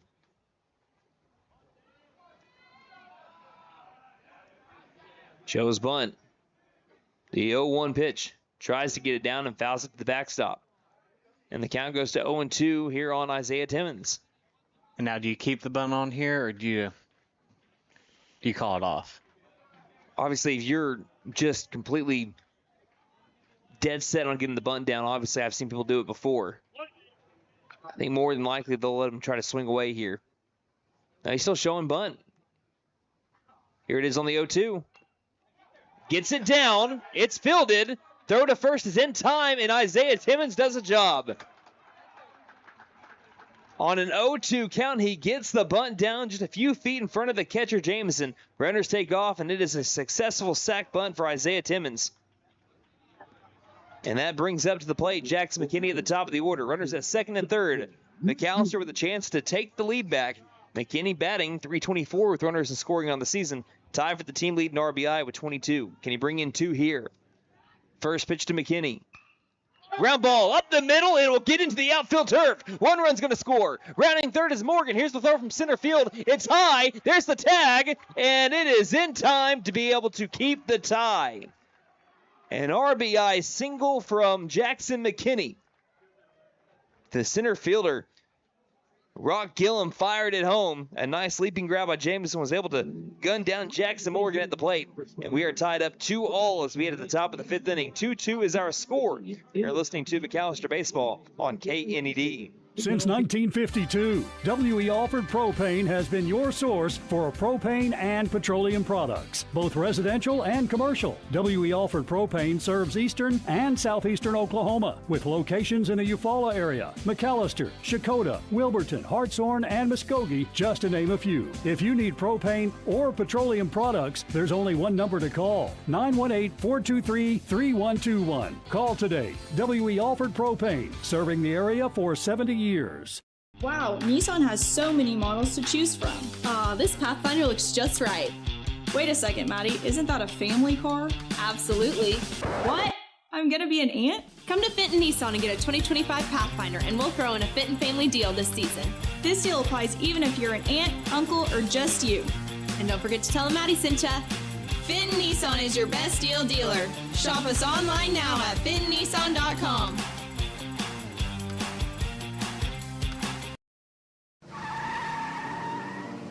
Big John's Auto Repair is here to help. We'll fix it right. We offer diagnostics, AC servicing, and engine repair. We make car trouble vanish like magic. We can prevent breakdowns and keep your car moving with regular maintenance. Same great service and friendly faces. Stop in today for all your car repair needs. Big John's Auto Repair, located at 325 Northeast Electric in Krebs. So, checking accounts. There seems like a ton to choose from, right? I was looking for one that didn't charge monthly fees, with bounce protection, and had mobile banking. I found the Bank NA. The Bank NA has been voted #1 for 10 years in a row in the McAlester News Capital's Reader's Choice Awards. The bonus is that they're local, so the money stays in town. Call 918-423-2265 or go in to find what you need in checking options. The Bank NA. Strong, secure, and ready to loan. Member FDIC, Equal Housing Lender. A nice sack punt that was laid down by Isaiah Timmons led to McAlester getting the tie, but a great throw by Rock Gillum in center field and an even better catch by the catcher Jamison. Gunned down Jackson Morgan trying to give McAlester the lead. It is 2-2 as we head to the top of the 5th inning. Max Harmon in for his 5th inning of work. Back to the top of the order. Here's the first pitch to Chris Daniels, who is 1 for 2 on the day. And it's fouled straight back. First pitch strike to start off the 5th from Max Harmon. So far, it's been what it's been with McAlester and Muskogee for the last couple of seasons, it feels like. Here's the 0-1 on a curveball bunt attempt shown by Daniels, pulls back, and the count is even at 1-1. And I knew as soon as I saw that we were playing Muskogee, and then I knew that our radio board operator, Wyatt Hubbard, was on the board, this one was going to be a close game. It always is. So this is fouled over towards the McAlester dugout, and the count goes to 1-2. There's a running joke at McAlester Radio that if Wyatt or if Austin is running the board, it's going to be a quick game. It's going to be over fast. Yeah, because he was on the Claremore board, right? Yes. But if Wyatt's on the board, expect the longest game possible. Every time. Every time. And Wyatt is on the board tonight. Here's the 1-2 from Harmon. Off speed, got him outside corner, strike 3. Sit him down, throw it around, 1 down here in the top of the 5th inning. Nice pitch from Max Harmon. Bring him to the plate, Owen Gillum, who's over 2 with 2 groundouts, both to the left side of the infield, 1 to short and 1 to third. Yeah, Wyatt was on that board for that 12-inning McAlester-Muskogee game. And he's on the board tonight. Here's the first pitch. Fouled straight back for strike 1. Even though McAlster's had a 3-game winning streak in this series, there hasn't been a lot of separation between these two teams in really any of the games. You have to go back to, I think, 2021 or 2022 to see that. As here's the 0-1. Grounder to the right side, grabbing it to second baseman Stinchcomb. Fires over to first to get the runner Owen Gillum, as it's 2 up, 2 down. And now Gillum, he has grounded out to short, to third, and to second. And his 3 at-bats brings up Kylan Blue. Well, you know where he needs to go next. Morgan, just keep your head on a swivel when Gillum comes back up. Kylan Blue's 2 RBI single has been the offense for the Muskogee Roughers so far. Represents one of their 3 hits. First pitch to the lefty. Misses down low for ball 1. So far, it's been the toughest batter to pitch to here for Max Harmon. And it's 4 2/3 innings so far. The next pitch misses down low for ball 2. He walked him on 5 pitches, and then there was the 2 RBI single.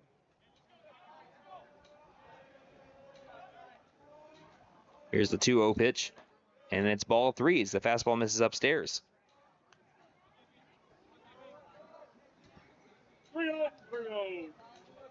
So 3-0. Harmon trying to work all the way back. Here's the first pitch to the lefty. And it's a ground ball right back to Harmon. He did it again. He'll flip over to the first baseman, Jackson Morgan. And for the 3rd time today, a 1-3 ground out. That's not the 3rd. That's the 4th time today. And a ground out back over to Max Harmon with the cat-like reflexes to get the out. So it's a 3 up, 3 down inning for Max Harmon and the Buffalo defense. We get to the bottom of the 5th inning in a tie game, 2-2.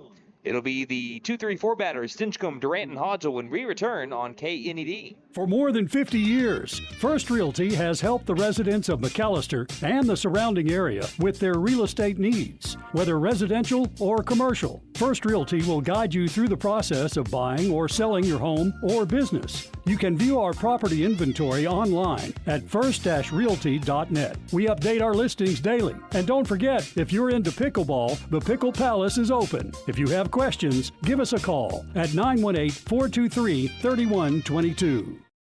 Ready for a home run in comfort? Freeze and Flare Heat and Air LLC is always ready to step up to the plate. Whether it's beating the summer heat or staying warm through the winter chill, they're your go-to team for fast, reliable HVAC service. From quick repairs to expert installations, they ensure your home stays comfortable year-round. Don't despair or let your comfort sit on the bench. Call Freeze and Flare Heat and Air and keep your home out of the trench. We're licensed, bonded, and insured. Mechanical license number 0014445. And with our convenient online booking, it's never been easier to get the comfort you deserve. Shopping for furniture should never be a hassle, and at Tanny Hill Furniture and Mattress, we agree. So we will continue to offer unmatched customer service as we have for over 34 years. Stop by today and experience our store-wide savings. We offer 12 months interest-free financing or no credit needed. Tanny Hill Furniture and Mattress, 5 South 5th Street in McAlester. Celebrating 10 years of excellence. JP All-American Outdoor Contracting and Construction is your trusted partner for expert tree removal, high-end fences, decks, and custom construction. Serving Oklahoma with quality, safety, and reliability, we're here to transform your property. From emergency tree services to dream builds, we do it all. Call today for a free consultation and experience the difference. 910-568-8770.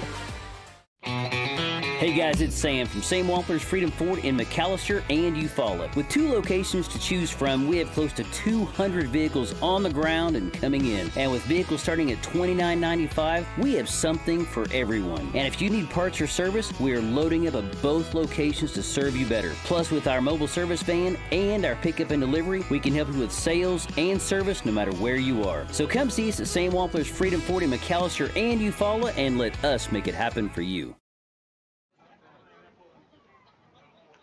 As we enter the bottom of the 5th inning, new pitcher for the Muskogee Roughers, and they have Superman on the mound. And an all-time name that we've had, Khalil Tripp, will take the mound for the Muskogee Roughers. This call at the bullpen brought to you by Barlow Built Performance and Automotive, your full-service automotive and transmission repair shop. 2201 North Main Street, McAlester, open Monday through Friday, 8 a.m. to 5 p.m. Call 918-318-0323. First pitch from Tripp misses low and outside for ball 1. And Spencer Stinchcomb will be the first batter that Tripp faces. But yeah, I love the name Khalil as the new pitcher for the Muskogee Roughers.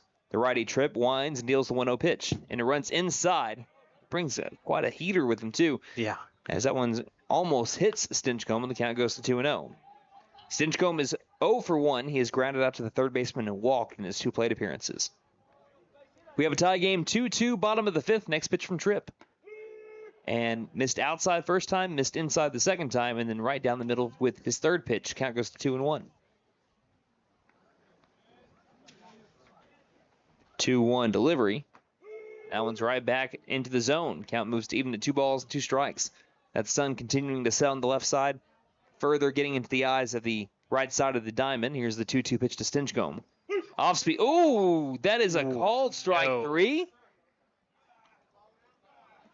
That was well outside, and they rung up Stinchcomb. Brandon, that was not only outside, that was low. That was all kinds of off, and that will ring up Stinchcomb on a backwards K. On one that I'm sure the home plate umpire would like to get back, and that brings up Denver Durant. Durant is 0 for 0 with an RBI sac fly and a walk. First pitch, he'll line this one over to right field. Well struck, and it will land just foul. I think it even hit the fence. Man. That one was still kind of rising as it made its way past the infield turf. And it landed foul by about a couple of feet. All over it was Durant. Just needs to sit back on it a little bit more. I think that's McKinney. I heard it say elevate and celebrate. Here's the 0-1 pitch. Off speed misses outside. The count evens up a 1 ball, 1 strike. I think the home plate umpire has done a pretty decent job tonight. That some pitches just get away from you, and that one, I think, was one of them. Here's the 1-1 pitch from Tripp. Fastball up and out. Count goes to 2-1. Durant looking for the base knock. Went 0 for 4 against Worcester back on Monday. 2-1 pitch. Off speed, delayed strike 2 when the count goes to even at 2 balls and 2 strikes. Duran batting .318 on the year, .431 on base percentage, unofficially. 2-2 from the righty. Swing and a miss for strike three. Got him with a heater. And it's back-to-back strikeouts for Kalel Tripp. Bring up Gunnar Hodgel. McAlester, not a heavy strikeout team, but so far, as we are getting close to wrapping up the fifth inning, To the plate, senior number they have struck 11, out 6 times. Lovejoy. As for the Roughers, only been 2 strikeouts from Max Harmon to the Rougher offense. Gunnar Hodgel, he's 1 for 2 with the triple and a strikeout. First pitch to him. This is down low for ball 1. Bases cleared, 2-2 score. Bottom of the 5th here on the senior night for McAlester. 1-0 pitch. Pops it up in the infield directly towards the second base bag. Who wants it? Second baseman, that is Estes, calls off the shortstop Miller, and that'll be out number 3. And McAlester goes down in order on an impressive start to his outing for Kalel Tripp. Now bring us back over to the Roughers. It will be the middle of the order up. Dedman, Miller, and Estes. When we return, you're listening to McAlester Baseball on KNED. For more than 50 years, First Realty has helped the residents of McAlester since 1952. W.E. Alford Propane has been your source for propane and petroleum products, both residential and commercial. W.E. Alford Propane serves eastern and southeastern Oklahoma, with locations in the Eufaula area, McAlester, Shakota, Wilburton, Hartshorn, and Muskogee, just to name a few. If you need propane or petroleum products, there's only one number to call: 918-423-3121. Call today. W.E. Alford Propane, serving the area for 70 years. Wow, Nissan has so many models to choose from. This Pathfinder looks just right. Wait a second, Maddie, isn't that a family car? Absolutely. What? I'm gonna be an aunt? Come to Fenton Nissan and get a 2025 Pathfinder, and we'll throw in a Fenton family deal this season. This deal applies even if you're an aunt, uncle, or just you. And don't forget to tell them Maddie sent ya. Fenton Nissan is your best deal dealer. Shop us online now at fentonnissan.com.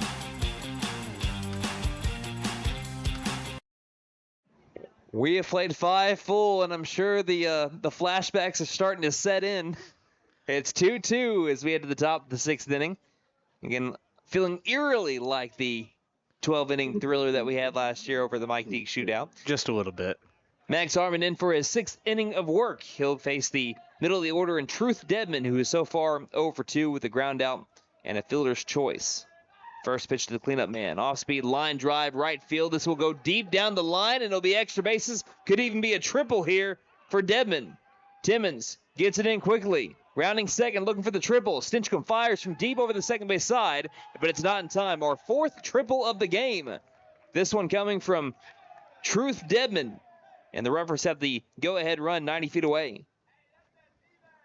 Both teams have had 2 triples apiece. McKinney and Hodgel for McAlester, and Dedman and Estes for the Roughers. Yeah, day of the triple. Day of the triple. Now the McAlester defense will come in on the infield turf. Try to keep the go-ahead run from scoring. Brings up Ryan Miller, who is 0 for 2. He's grounded out to the pitcher and to the third baseman, Dusenberry. Harmon's first pitch to the righty.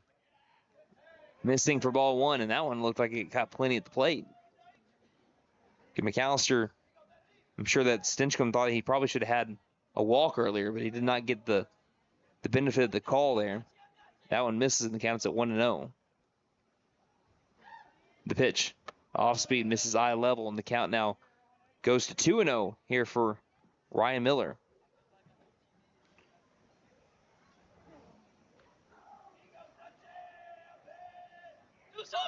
It's pitch number 76, and it's going to be a high hit fly ball deep left field. It'll get over the head of the left fielder Judkins. Muskogee retakes the lead as it hits off the wall, and it'll be an RBI double for Ryan Miller. Back-to-back extra base hits by the Roughers. It's been the day of the extra base hit, if you want to say anything. Now bring up Doc Estes, who is yet to be retired. He's 2 for 2 with a triple and a single. He just saw 5 pitches so far, and that was enough for the Roughers to retake the lead 3-2. Top of the 6th inning, nobody out.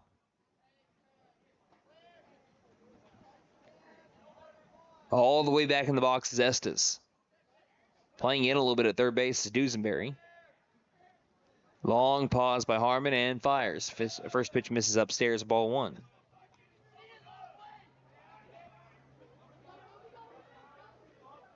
And now it looks like we're going to be having multiple people go out to warm up for the McAlester Buffaloes. Brody Parker and Jordan Clark most notably. Here's one that's fouled off and out of play, and the count evens up at 1 ball and 1 strike. I think the other two are going to be warming them up. Yeah, looks like that's Ben Thomas and Trevin Simons going out there. Could be a situation where one guy's coming in to pitch and the other one might be just going into the field. Pickoff over to second. And back in safely is Ryan Miller. If I were, again, a betting man, which I am not, I'd say Brody Parker would be the next pitcher in for McAlester, and Jordan Clark would maybe be going into the field. Yeah. 1-1 pitch. Bounces into McKinney. Count now goes to 2-1. Because only one person out of the 4 went down there with a mask. Oh, I didn't see that. So that's why I'm thinking that one person's getting warmed up to pitch, and the other one's getting warmed up to come into the game as a replacement in the field. Count at 2-1. Harmon the pitch. That one misses the letters. And it's a hitter's count for Doc Hestis, who has been right there with Kylan Blue, one of the best hitters on the Rougher team so far today. Buffaloes trail 3-2. Runner at second, nobody out. And the 3-1 pitch from Harmon. And he grounds this one to right side, breaks the bat. Nice diving grab by Morgan, flips to the pitcher covering, and he gets the out in time. But we have another broken bat, which I have not seen. I had not seen this in years. I haven't seen bats like this break at the high school level in years, and now we have seen 2 in the last 2 weeks. The bat broke on a ground ball to the right side. An amazing diving stop by Jackson Morgan. Was able to grab it and then flip over to the pitcher covering Max Harmon. And now the field umpire wants to go inspect the bat. That broke. Are they just calling him over just to kind of look at it? I don't know if they're calling over to look at it or if to see if it was. I mean, you can't really cork a metal bat. I mean, yeah, but you can also. I mean, that broke off at the handle too. Again, over at when McAlester played prior, when we saw that bat break, that was broken at the handle as well. Okay.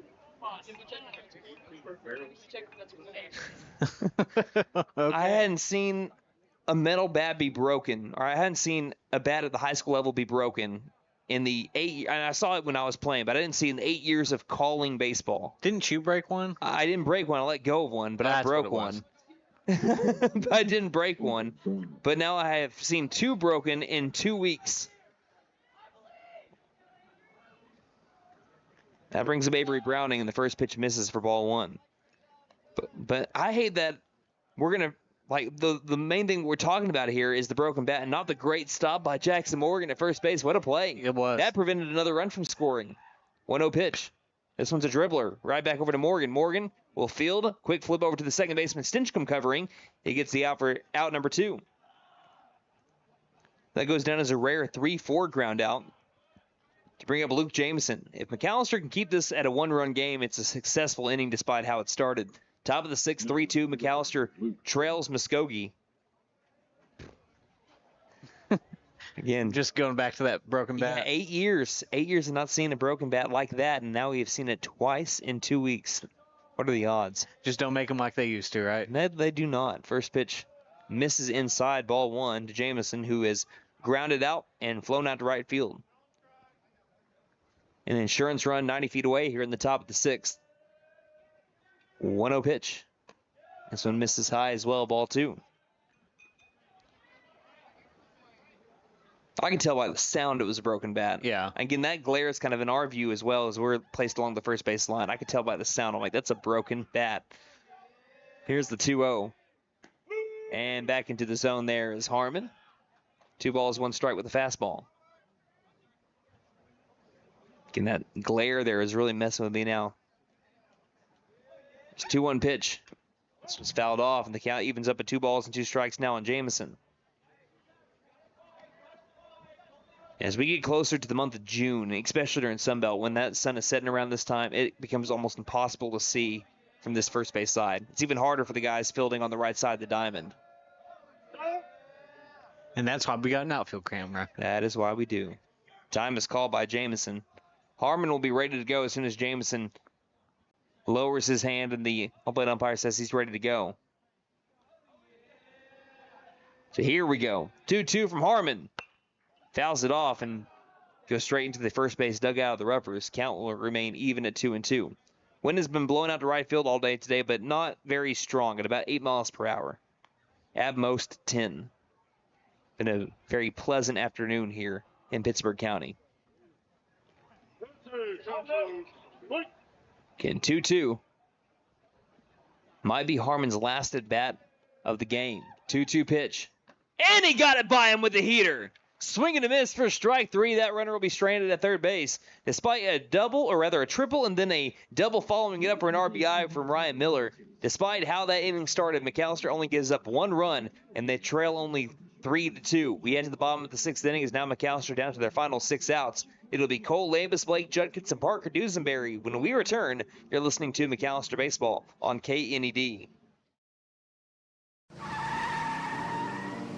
Big John's Auto Repair is here to help. We'll fix it right. We offer diagnostics, AC servicing, and engine repair. We make car trouble vanish like magic. We can prevent breakdowns and keep your car moving with regular maintenance. Same great service and friendly faces. Stop in today for all your car repair needs. Big John's Auto Repair, located at 325 Northeast Electric in Krebs.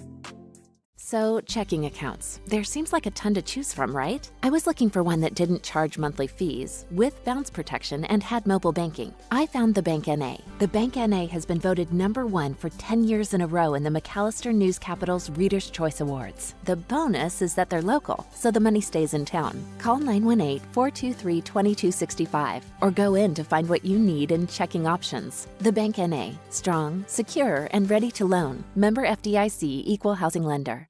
For more than 50 years, First Realty has helped the residents of McAlester and the surrounding area with their real estate needs. Whether residential or commercial, First Realty will guide you through the process of buying or selling your home or business. You can view our property inventory online at first-realty.net. We update our listings daily. And don't forget, if you're into pickleball, the Pickle Palace is open. If you have questions, give us a call at 918-423-3122.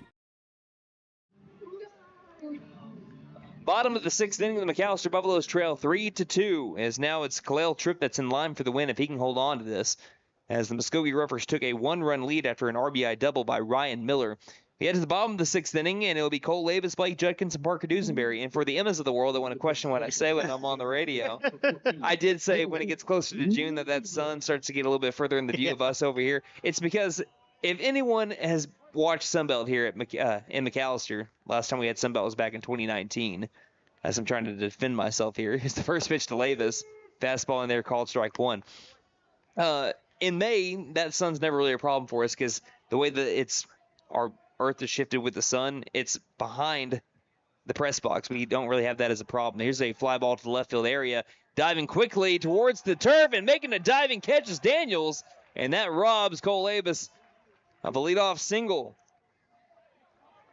That brings up Blake Judkins, and a nice catch by Daniels in left field in the tip of the cap to you, sir. Brings up Blake Judkins. But what I'm trying to say is when you get to that part of the year, the sun from where we're set up at is just angled a little bit further over towards the concession stand in that dugout to where it gets more in the line of our vision. That's what I was trying to say. It's the first pitch is in there for strike 1. Although it's kind of struggling for us right now, if we were to call Sunbelt again, it would be impossible to see the batter. That's how bad it is. Here's the 0-1 pitch. Misses upstairs for ball 1.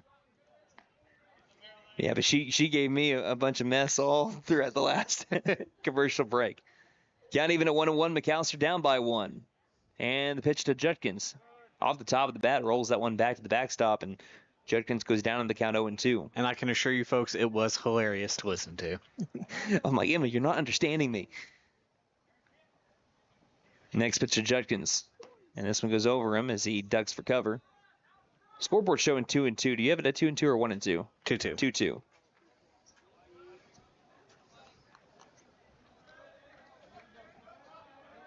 Slightly open stance for Judkins, who is 1 for 2 today. The 2-2 pitch. And this one, did it hit off his hand or off the bottom of the bat? Looks like it was off the bottom of the bat. It'll be a foul ball there. Tough luck there for Judkins, and the count will remain at 2-2. But yeah, I still remember people from different states, because when we had the one camera at the time and it's over on this side, we're like, hey, sorry, we can't do anything about it. Because that's how bad the glare was off the glass here at the first base line. 2-2 pitch again. Checks. They're going to say he went around for strike 3. They're going to say Judkins went around on the swing. I don't think he did, but that will be out number 2. Gets Judkins on the swing, and that'll be another strikeout from the Muskogee Rougher pitching staff. That's the 7th strikeout there from the Roughers. Another one from Tripp, as he's already struck out 3 out of his 5 outs. First pitch to Dusenberry, misses down low for ball 1.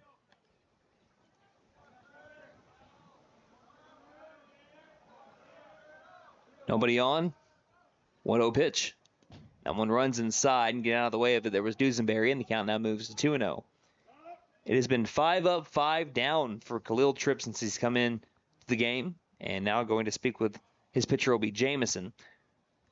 I'd like to take this time to thank our sponsors, Sam Wampler's Freedom Ford, WE Alfred Propane, Fenton Nissan and McAlester, Big John's Auto Repair, The Bank and A, First Realty, Freeze and Flare Heat and Air, Taney Hill Furniture and Mattress, and JP All-American Outdoor Contracting, LLC. A reminder that if you can show your love for these sponsors through, showing your services or giving them a good review and thanking them for covering McAlester baseball in those reviews of McAlester Radio's coverage of it, it goes a long way to be able to get them back on for next year, keep us going to these games.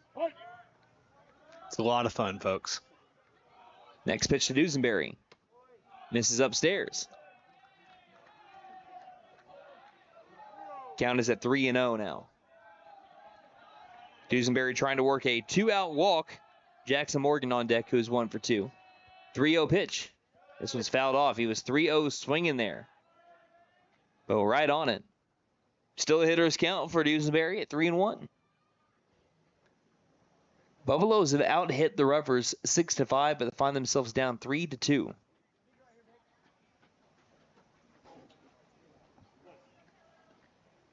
Hitters count 3-1 now for Dusenberry.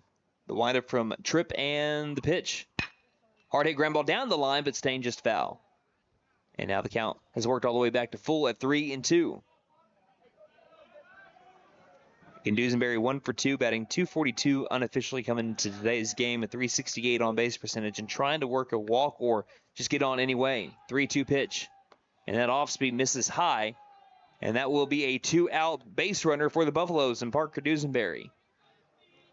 Brings up Jackson Morgan, but it looks like we're going to be having a pinch runner here in Jordan Clark. I heard 5 for 12. Jordan's currently in the bullpen. No, he's behind. Oh, he went back over to the dugout. Jordan went over to warm up in the bullpen. We still have some McAlester Buffaloes out there in the bullpen. So it will be a pinch runner here in Jordan Clark for Parker Dusenberry. Clark in limited action on the base paths has had 4 stolen bases. And at the plate, senior, number 23. And obviously brings plenty of speed. I think that opposing defenses come the fall in the football season know that. 2 down. Jackson Morgan up at the dish. Tying run at first. First pitch off the top of the bat, and he fouled it off of his leg. That will never feel good. Nope. Morgan found himself in a 2-out situation over in Pryor last week where he came into pinch hit down to their last strike. He drove one towards center field and gave McAlester a chance, although they still had to have a lot more hits to be able to come back in that game. But it started off a string of a comeback. 0-1. Swing and a miss for strike 2. Morgan is 1 for 2 today with a ground out to second and a single. Looks like Blade Smith will come in for Isaiah Timmons on deck. Counted 0-2. Tripp waits, picks off to first base, and just getting back in, sliding on his side is Clark, reaching in with the left hand. Morgan with that slightly open stance from the right side against the righty Khalil Tripp. 0-2, runner takes off. The pitch is a swing and a miss for strike 3, and that will be the end of the inning. So the Buffaloes will be down to their final 3 outs when we head to the bottom of the 7th. We head to the top of the 7th right now, and it'll be either Max Harmon, or if we have a new pitcher, it'll be up to them to be able to keep this to a 1-run deficit to give McAlester a chance in the home half of the 7th when we come back around to it. You're listening to McAlester Baseball here on KNED.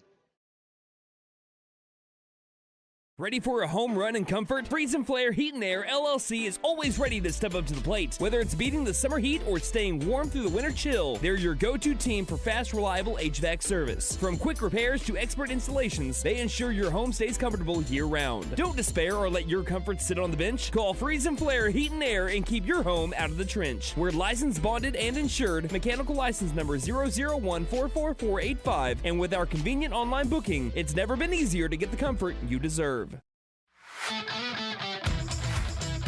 Shopping for furniture should never be a hassle, and at Tanny Hill Furniture and Mattress, we agree. So we will continue to offer unmatched customer service as we have for over 34 years. Stop by today and experience our store-wide savings. We offer 12 months interest-free financing or no credit needed. Tanny Hill Furniture and Mattress, 5 South 5th Street in McAlester. Celebrating 10 years of excellence. JP All-American Outdoor Contracting and Construction is your trusted partner for expert tree removal, high-end fences, decks, and custom construction. Serving Oklahoma with quality, safety, and reliability. We're here to transform your property. From emergency tree services to dream builds, we do it all. Call today for a free consultation and experience the difference. 910-568-8770. Hey guys, it's Sam from Sam Wampler's Freedom Ford in McAlester and Eufaula. With 2 locations to choose from, we have close to 200 vehicles on the ground and coming in. And with vehicles starting at $29.95, we have something for everyone. And if you need parts or service, we are loading up at both locations to serve you better. Plus, with our mobile service van and our pickup and delivery, we can help you with sales and service no matter where you are. So come see us at Sam Wampler's Freedom Ford in McAlester and Eufaula and let us make it happen for you. After going 6 innings of 5-hit ball, 3 runs given up by Max Harmon, he'll hand it off over to Brody Parker. This call to the bullpen brought to you by Barlow Built Performance and Automotive, your full-service automotive and transmission repair shop.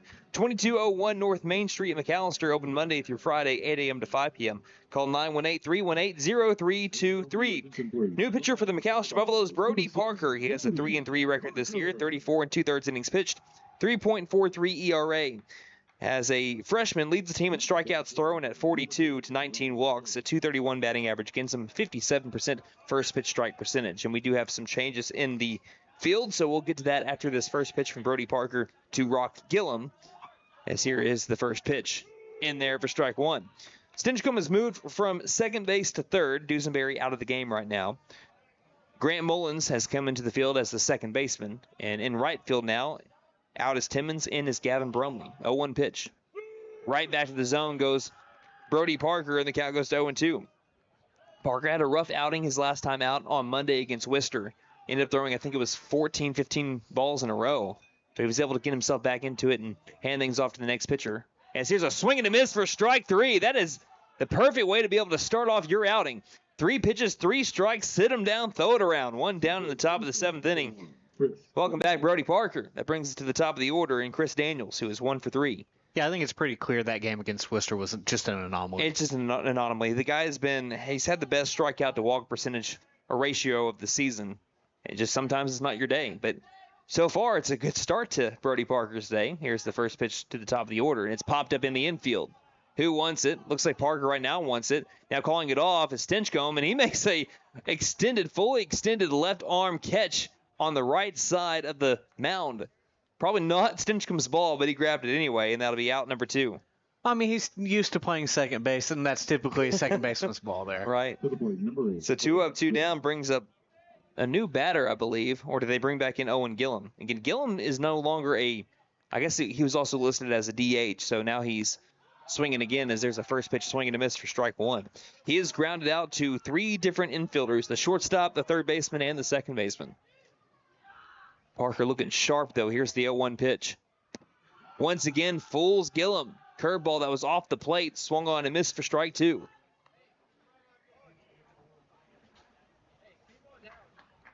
So far, a nice bounce back outing for Brody Parker.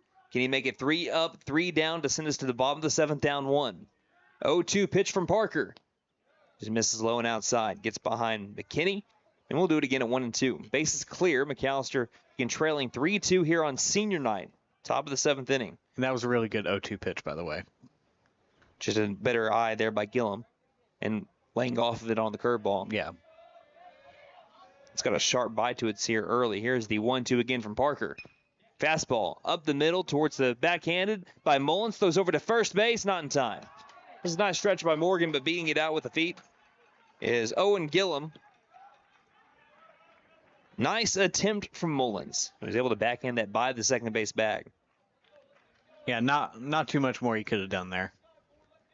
Up comes a hot bat and Kylan Blue. Blue has walked 2 RBI single, so he's responsible for 2/3 of the runs scored by the Roughers. And he's grounded out to the pitcher. So now both teams have had 6 hits apiece. Again, this is almost just a different score, almost exactly what we saw last year in the Mike Deek shootout. McAlester down by 1, going to the bottom of the 7th inning. First pitch gets to the backstop, though, as did it. Oh, I thought at first that I saw the home plate umpire. I thought he was signaling dead ball. I didn't think that hit Blue. But getting over into scoring position now is Owen Gillum. But McAlester give themselves their best chance possible. Trying to get out of this top of the 7th scoreless. But a runner in scoring position for the Roughers now with Blue up at the plate. 1-0. As he fouls this one off of the mask of McKinney. That will ring your bell. Count even now at 1-1. Again, last year, McAlester was down to their final out in the 7th inning. Double by Stinchcomb, which is a guy that will be coming up in the 7th inning. And then a double by Ethan Watkins that was just that close to be able to walk in it off. Led to a tie game, and then we went 5 more innings. 1-1. Up and outside ball 2. So, Brandon, what you're telling me is we're going 12 tonight. What I'm telling you is we're going to go 17 and just see if we can. We're going to be here until it's senior morning. Forget senior night. 2 balls, 1 strike. The pitch. Nice location. Does not get the outer half. How'd it look on the video stream there? That looked pretty good to me. Count moves to 3-1. Although I don't have the best view of the outside part of the plate because of where the field umpire's positioned right now. 3 balls, 1 strike. Trying to work back is Brody Parker. And the pitch. And it's another walk. But that's not the worst thing you could do there. That puts a force out of every bag. Blue has been a hot bat. Now, Truth Dedman does have a triple today. Hit it down the right field line. So he's not an easy out whatsoever. Batting out of the cleanup spot, he has gone 1 for 3. He's grounded out to the pitcher into a fielder's choice. And as we mentioned, that triple in his last at bat. Runners at first and second with 2 down. Roughers lead 3-2 over McAlester, top of the 7th. And the pitch. First pitch, floater into the McAlester dugout or right by it for a call for a first strike. First pitch, first strike. Sun is officially set behind the trees over on the left side for, it looks like 8 out of the 9 fielders. The sun is out of the eyes. Coincidentally, the only one, the center fielder, Gunnar Hodgel, might be dealing with some. Well, that looks like right field's dealing with it a little bit. Yeah, Brumley a little bit too. Down to 0-1. Pitch from Parker is going to be swung on and missed for strike 2.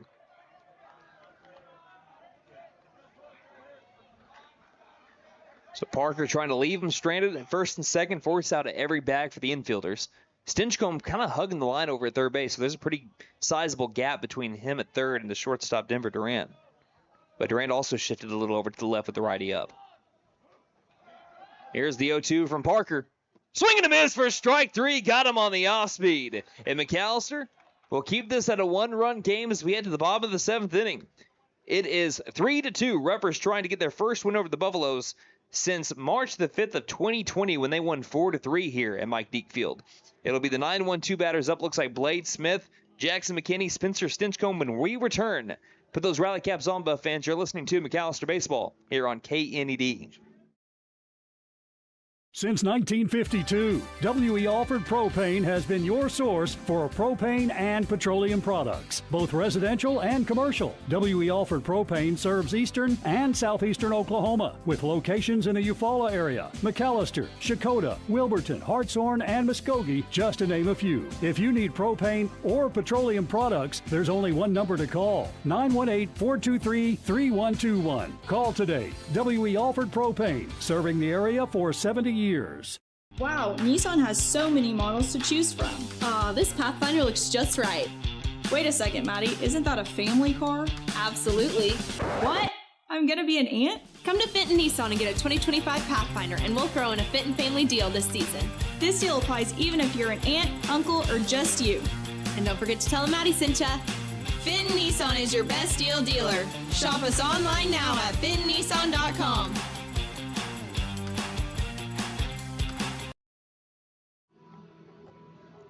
Khalil Tripp has been excellent out of the Muskogee bullpen, and now he's trying to lock down a win in Muskogee's season finale. But for the McAlester Buffaloes, they'll have at least one senior come up to the plate at the bottom of the 7th inning. McAlester is trailing 3-2. Trying to come back in this one. Blade Smith batting for Isaiah Timmons out of the 9 spot. First pitch in there, strike one from Khalil Tripp.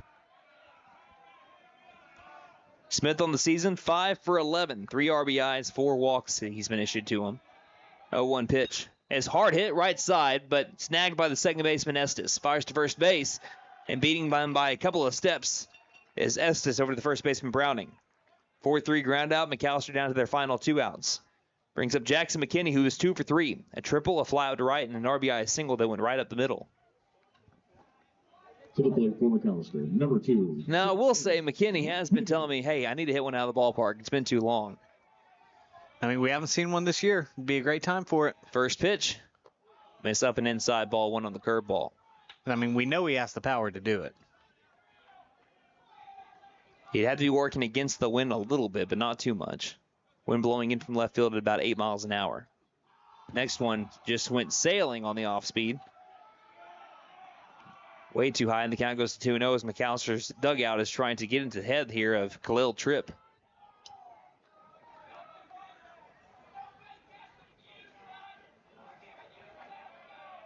Here's the 2-0 now from Tripp. Fastball popped up. Big league pop-up. Doesn't they have enough space, though? Third baseman going out after it, and this one will land on top of the Hughes Fieldhouse.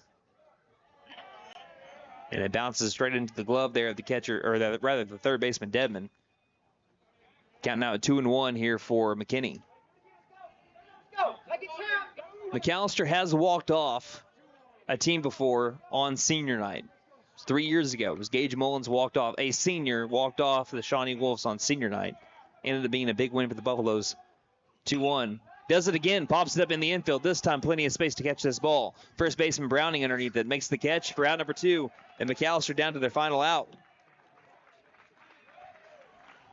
Spencer Stinchcomb comes up to the plate. Was in this exact same spot a year ago against Muskogee Roughers. 2 down, nobody on the base paths. Hit a double that led to a tying run hit. Same exact scenario, down by 1 to Muskogee. Can he have history repeat itself? First pitch. Bounces in for ball 1. Denver Durant is on deck, and he just seems like he's due too. Can Stinchcomb make it happen? 1-0 from Tripp. Misses upstairs, ball 2.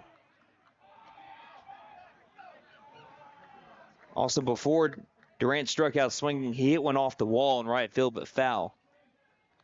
Man, he's on deck. Count is a 2-0 as Tripp takes some time to gather himself. 2-0 pitch. And the fastball misses for ball 3. Tripp trying to work all the way back. He's only allowed 1 base runner so far, and it was a walk to Parker Dusenberry. He's been stellar out of the pen since the 5th inning. 3-0. Pounds the mitt, but misses. 4-pitch walk to Spencer Stinchcomb, and now the tying run is on the base paths. And it brings up Denver Durant. 3-2 McAlester. And outfield looks like on the right side, and in center field they're backing up, and looks like left field will as well. Yeah, Blues only playing about 7 feet, 8 feet, maybe 9 feet away from the warning track in right field. First pitch to Durant. Curveball in there, strike one. Durant did not agree with the call. Count goes to 0-1, 2 down. Stinchcomb represents the tying run here in the bottom of the 7th with 2 down.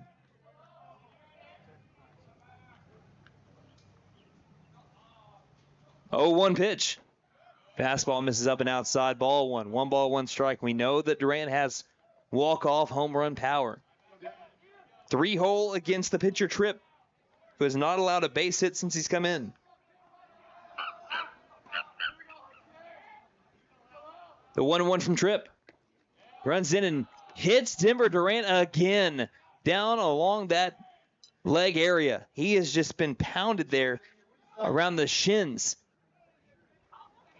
It's another hit by pitch, and that's a team leading 9 hit by pitches, and I believe 70% of them have had to be to his shin foot area. But here's a storyline. The senior Gunnar Hodgel is going to come up to the plate on senior night with the tying run at second base and the winning run also on the base paths. Coming out will be John Singler, I believe, the head coach of the Muskogee Roughers. And that will be it for Khalil Tripp. We'll have a new pitcher for Gunnar Hodgel with the tying run at second base and the winning run at first in a 3-2 McAlester deficit. Bottom of the 7th inning with 2 down.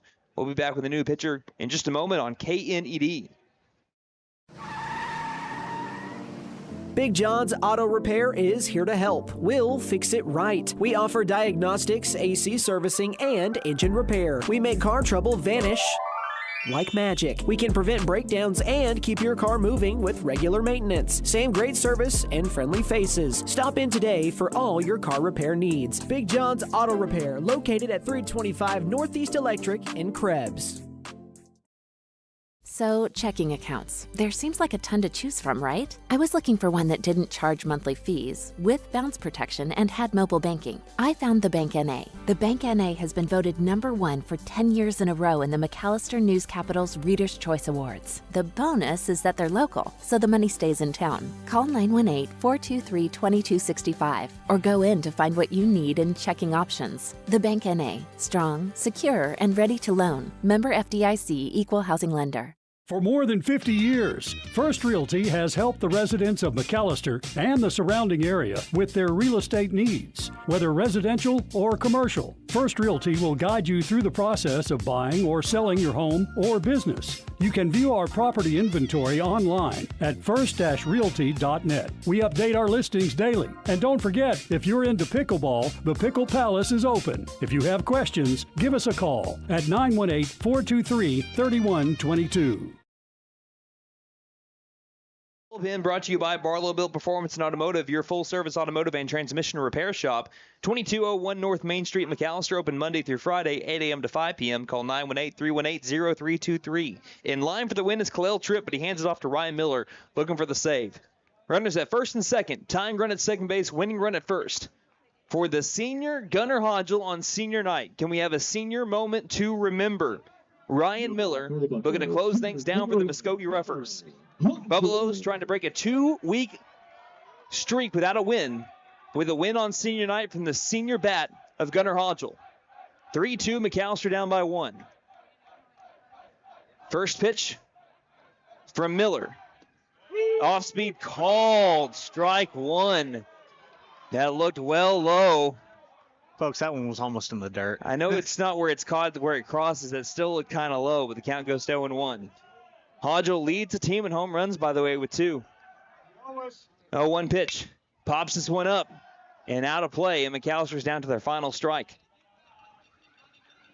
Ryan Miller and the Rougher defense trying to turn away a late surge by the Buffaloes here in their regular season finale. With a picturesque night for baseball, Miller comes set. 0-2 pitch. Checks as a fastball went up high. He held back, and the count goes to 1-2.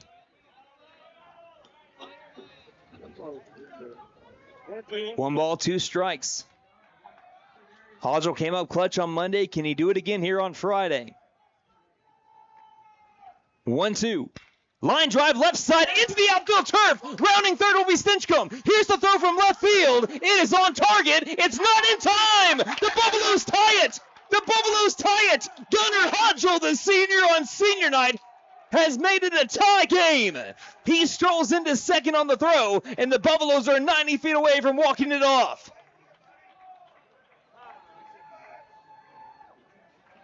What a senior moment for Gunnar Hodgel. And now Cole Lavis will attempt to walk it off. Lavis 0 for 3, looking for his first hit of the day. He seems like he's due. Second on the team in batting average at .370. Looking for RBI number 22 on the 2025 campaign. Duran at third and Hodgel at second base.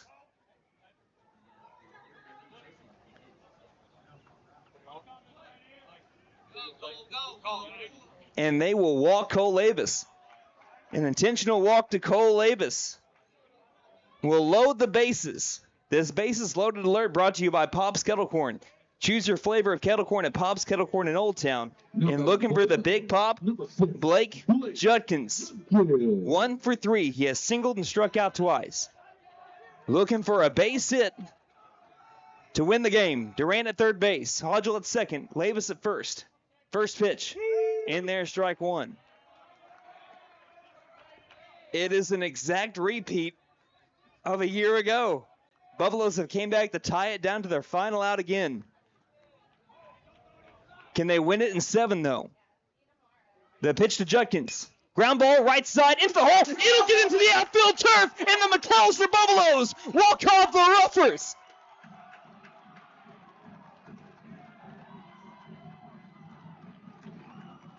Judkins is mobbed by first base, and the Buffaloes have come all the way back.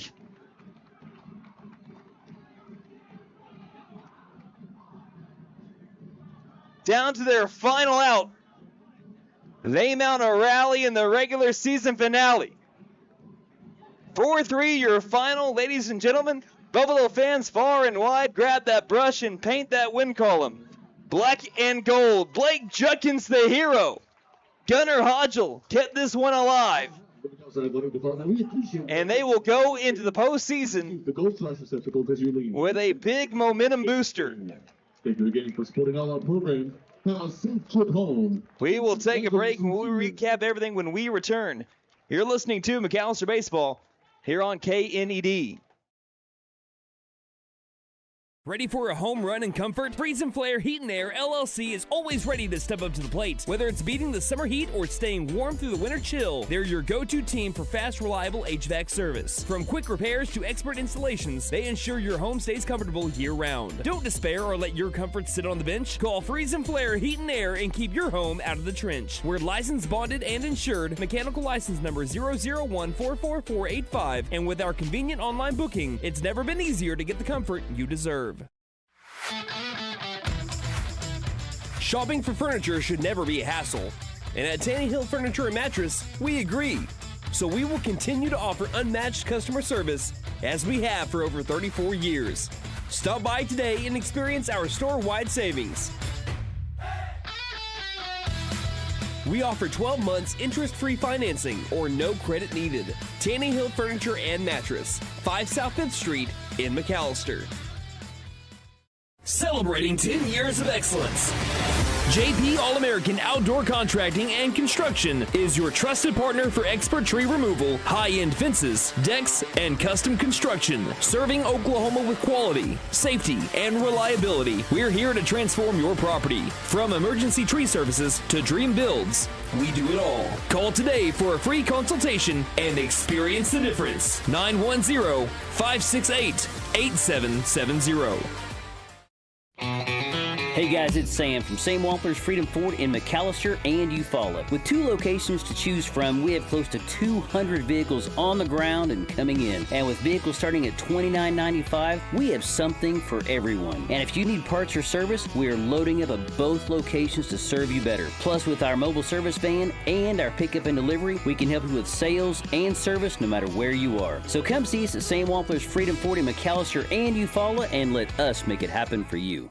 Since 1952, W.E. Alford Propane has been your source for propane and petroleum products, both residential and commercial. W.E. Alford Propane serves eastern and southeastern Oklahoma, with locations in the Eufaula area, McAlester, Shakota, Wilburton, Hartshorn, and Muskogee, just to name a few. If you need propane or petroleum products, there's only one number to call, 918-423-3121. Call today. W.E. Alford Propane, serving the area for 70 years.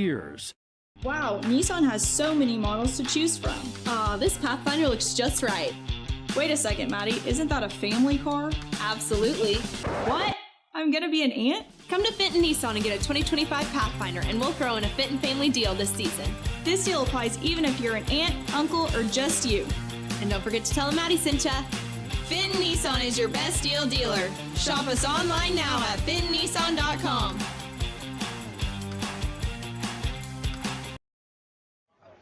For the second consecutive season, the McAlester Buffaloes come from behind in the 7th inning and win in a walk-off over the Roughers. 4 in a row now for the McAlester Buffaloes, and every time that the two MHSs meet up, you seem to be able to have a classic, and McAlester wins it on the bat of Blake Judkins. It was Gunnar Hodgel, the senior on senior night, that got it over to Cole Lavis, who was intentionally walked, and then Judkins comes in with the game-winning hit. Hodgel, the game-tying hit, and it was Judkins, the game-winning hit. What a game. I still have the rally cap on, by the way, so that is on. When I say put those rally caps on, Buff fans, I'm not just talking about you guys. Yeah, no, he does it. I do it too. So it was another great game for McAlester. For the second game in a row, they're down to their final out, and they're able to come back and tie, and in this one, they came back and win it in the 7th inning. A bases loaded, big hit by Blake Judkins. Finishes the game 4-3, our final. Let's look at our post-game stats, brought to you by Big V Feed Center. See Big V Feed Center in McAlester, Hadco Farm and Ranch in Kiowa, and Shakota Wholesale Feed Company in Shakota for your spring feeding program needs. So the Roughers dropped to 13-20 on the year. McAlester improves to 16-17-1 as McAlester wins their first game in 2 weeks to the day. First win since Lawton MacArthur. And you knew you had to get that off your back. Yeah. You had to be able to get that off your back before you went into the postseason play.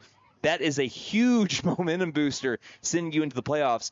Remember, the last time that McAlester walked off anyone on senior night, McAlester went on to win the regional tournament to go to the state tournament. Now, I'm not saying, I'm just saying. It's a tougher regional. This Bishop Kelly regional is a tougher regional than the Grove one that we went to a few years back. But I'm just saying, historical patterns. Let's look at our post-game stats. Again, that's brought to you by, again, Big V Feed Center. Starting off with the Roughers, Chris Daniels went 1 for 4 with the single. Owen Gillum 1 for 4 with the single. Kylan Blue 1 for 2 with the 2 RBI single. Truth Dedmon went 1 for 3 with a triple. Ryan Miller 1 for 3 with an RBI double. Doc Estes 2 for 3 with the triple. Avery Browning 0 for 3. Luke Jameson 0 for 3. Rock Gillum 0 for 2. The loss goes to Ryan Miller. There were 7 hits by the Roughers, 8 strikeouts by the Rougher pitching staff, and 7 free passes given up by the Roughers. McAlester Buffaloes, they are going to, actually, I think the loss might go to Tripp there because both the runs that scored were his runners. So I think the loss actually goes to Khalil Tripp there, although he pitched phenomenally leading to the 7th inning. Buffaloes, as we mentioned, improved to 16-17-1 on the year. Jackson McKinney went 2 for 4 with an RBI single, also had a triple in his first at-bat. Spencer Stinchcomb 0 for 2 with 2 walks. Denver Durant 0 for 1 with a RBI sac fly, a walk, a strikeout, and a hit by pitch. Gunnar Hodgel 2 for 4 with an RBI single, who tied up the game with that single, also had a triple back in his first at-bat. Cole Lavis went 0 for 3 with 2 strikeouts, a fly out to left, and an intentional walk. Blake Judkins, the hero tonight in MacTown, went 2 for 4 with an RBI single, and his final at-bat singled in his first one as well, but he had the game-winning hit. Parker Dusenberry went 1 for 2 with a fly out to short, a single, and a walk. Jackson Morgan 1 for 3. Isaiah Timmons, 2 plate appearances, didn't record an official at-bat, but 2 quality ABs is what we're going to call it. A walk on a full count, and also lay down a bunt that led to Jackson McKinney driving in the run from third base. When with the shot that we saw from Gillum, I don't know if anyone was going to be able to score that from second base as they got down Morgan. So if it's not for the sac bunt by Isaiah Timmons, we may not even get to this point in the game. So that's a big-time bunt laid down by Timmons in a year where McAllister's been struggling with that at times. And Blade Smith went over one pinch hitting for Timmons with a ground out over to second base. Buffaloes recorded 8 hits, 4 strikeouts by the Buffalo pitching staff of Max Harmon and Brody Parker, 3 walks, no errors by either team today. The win goes to Brody Parker as he improves to 4-3 with his record on the year. First pitch time today was 6:04, final pitch time 8:03. Do you have any final thoughts? I mean, it was a fantastic game and a really fun season. I mean, this will be the last McAlester game I'm calling until football season. Well, outside of soccer. This will be the last one, right? Well, we're going to cross our fingers because if McAlester makes it a state, you're going to become moving to state. We're going to be video streaming some state games. But, yeah. Outside of that, yeah. So it's been a really fun season. I think that McAlester, even though they are technically, I guess, a half game below 500, being 16-17-1. I guess that's how that works. McAlester still, I guess, kind of exceeded some expectations. McAlester, after losing 6 starters, everyday starters from a year ago, the McAlester Buffaloes were able to go on a stretch in the middle of the season that defied expectations of what people thought McAlester was going to be. And it became some of the young guns that stepped up, some of the people that, weren't big contributors in their underclassmen years to step up in their upperclassmen years, whether it be a senior stepping up or a junior. It has been to a point where McAlster's been competitive in nearly every game that they've been in. And that's what you wanted to see from McAlester. And not only have they been competitive, they've won a lot of the games, especially against some teams that will be going to the state tournament. Yeah. So it's been fun to see. And here's to not letting it in next week. McAlester will be going over to Bishop Kelly's regional, taking on, I believe, Edison Prep and Bishop Kelly in a 3-team regional. Yeah, I still haven't been able to find a final. They were supposed to play on Wednesday, and we all know how much rain we got on Wednesday. So. Right. Who knows? But the regional brackets have not been released yet. But based on what we know, Edison would have had to beat Midwest City by at least 7 runs. And I just don't see that happening there for Edison Prep. So I think it's going to be Edison, McAlester, and Bishop Kelly. Not saying it won't happen or couldn't happen. It could. But I don't see it happening. Yeah. So it looks like it's going to be Edison, McAlester, and Bishop Kelly in a 3-team regional that more than likely, weather permitting, could begin next Wednesday. So... it's you couldn't have asked for a better end to the regular season than another come-from-behind win for the McAlester Buffaloes. That one will be getting signed up on the wall over in my office. So it was a fun night. So can you thank our sponsors one final time, and we will wrap things up here from Mike Deke Field. I'd like to thank Sam Wampler's Freedom Ford, W. Alford Propane, Fenton Nissan in McAlester, Big John's Auto Repair, The Bank N.A., First Realty, Freeze and Flare Heat and Air, Taney Hill Furniture and Mattress, and JP All-American Outdoor Contracting, LLC. Once again, first pitch time tonight was 6:04, final pitch time 8:03 for a total game time of 1 hour and 59 minutes. And a big thank you to our board operator, Wyatt Hubbard, who was stressing that final bottom of the 7th inning. I kept on talking about how this last game between McAlester and Muskogee went 12 innings. He was stressing. And I know that no one liked that hit more probably than Wyatt Hubbard in the bottom of the 7th. And thank you to Nate Brown, who just ended up wrapping up everything with the video stream. And thank you for your work on the camera this afternoon and all season long, sir. You're the best in the biz. I appreciate that. And so are you. And thank you, the listener, for spending your Friday night with us as well, and senior night with us.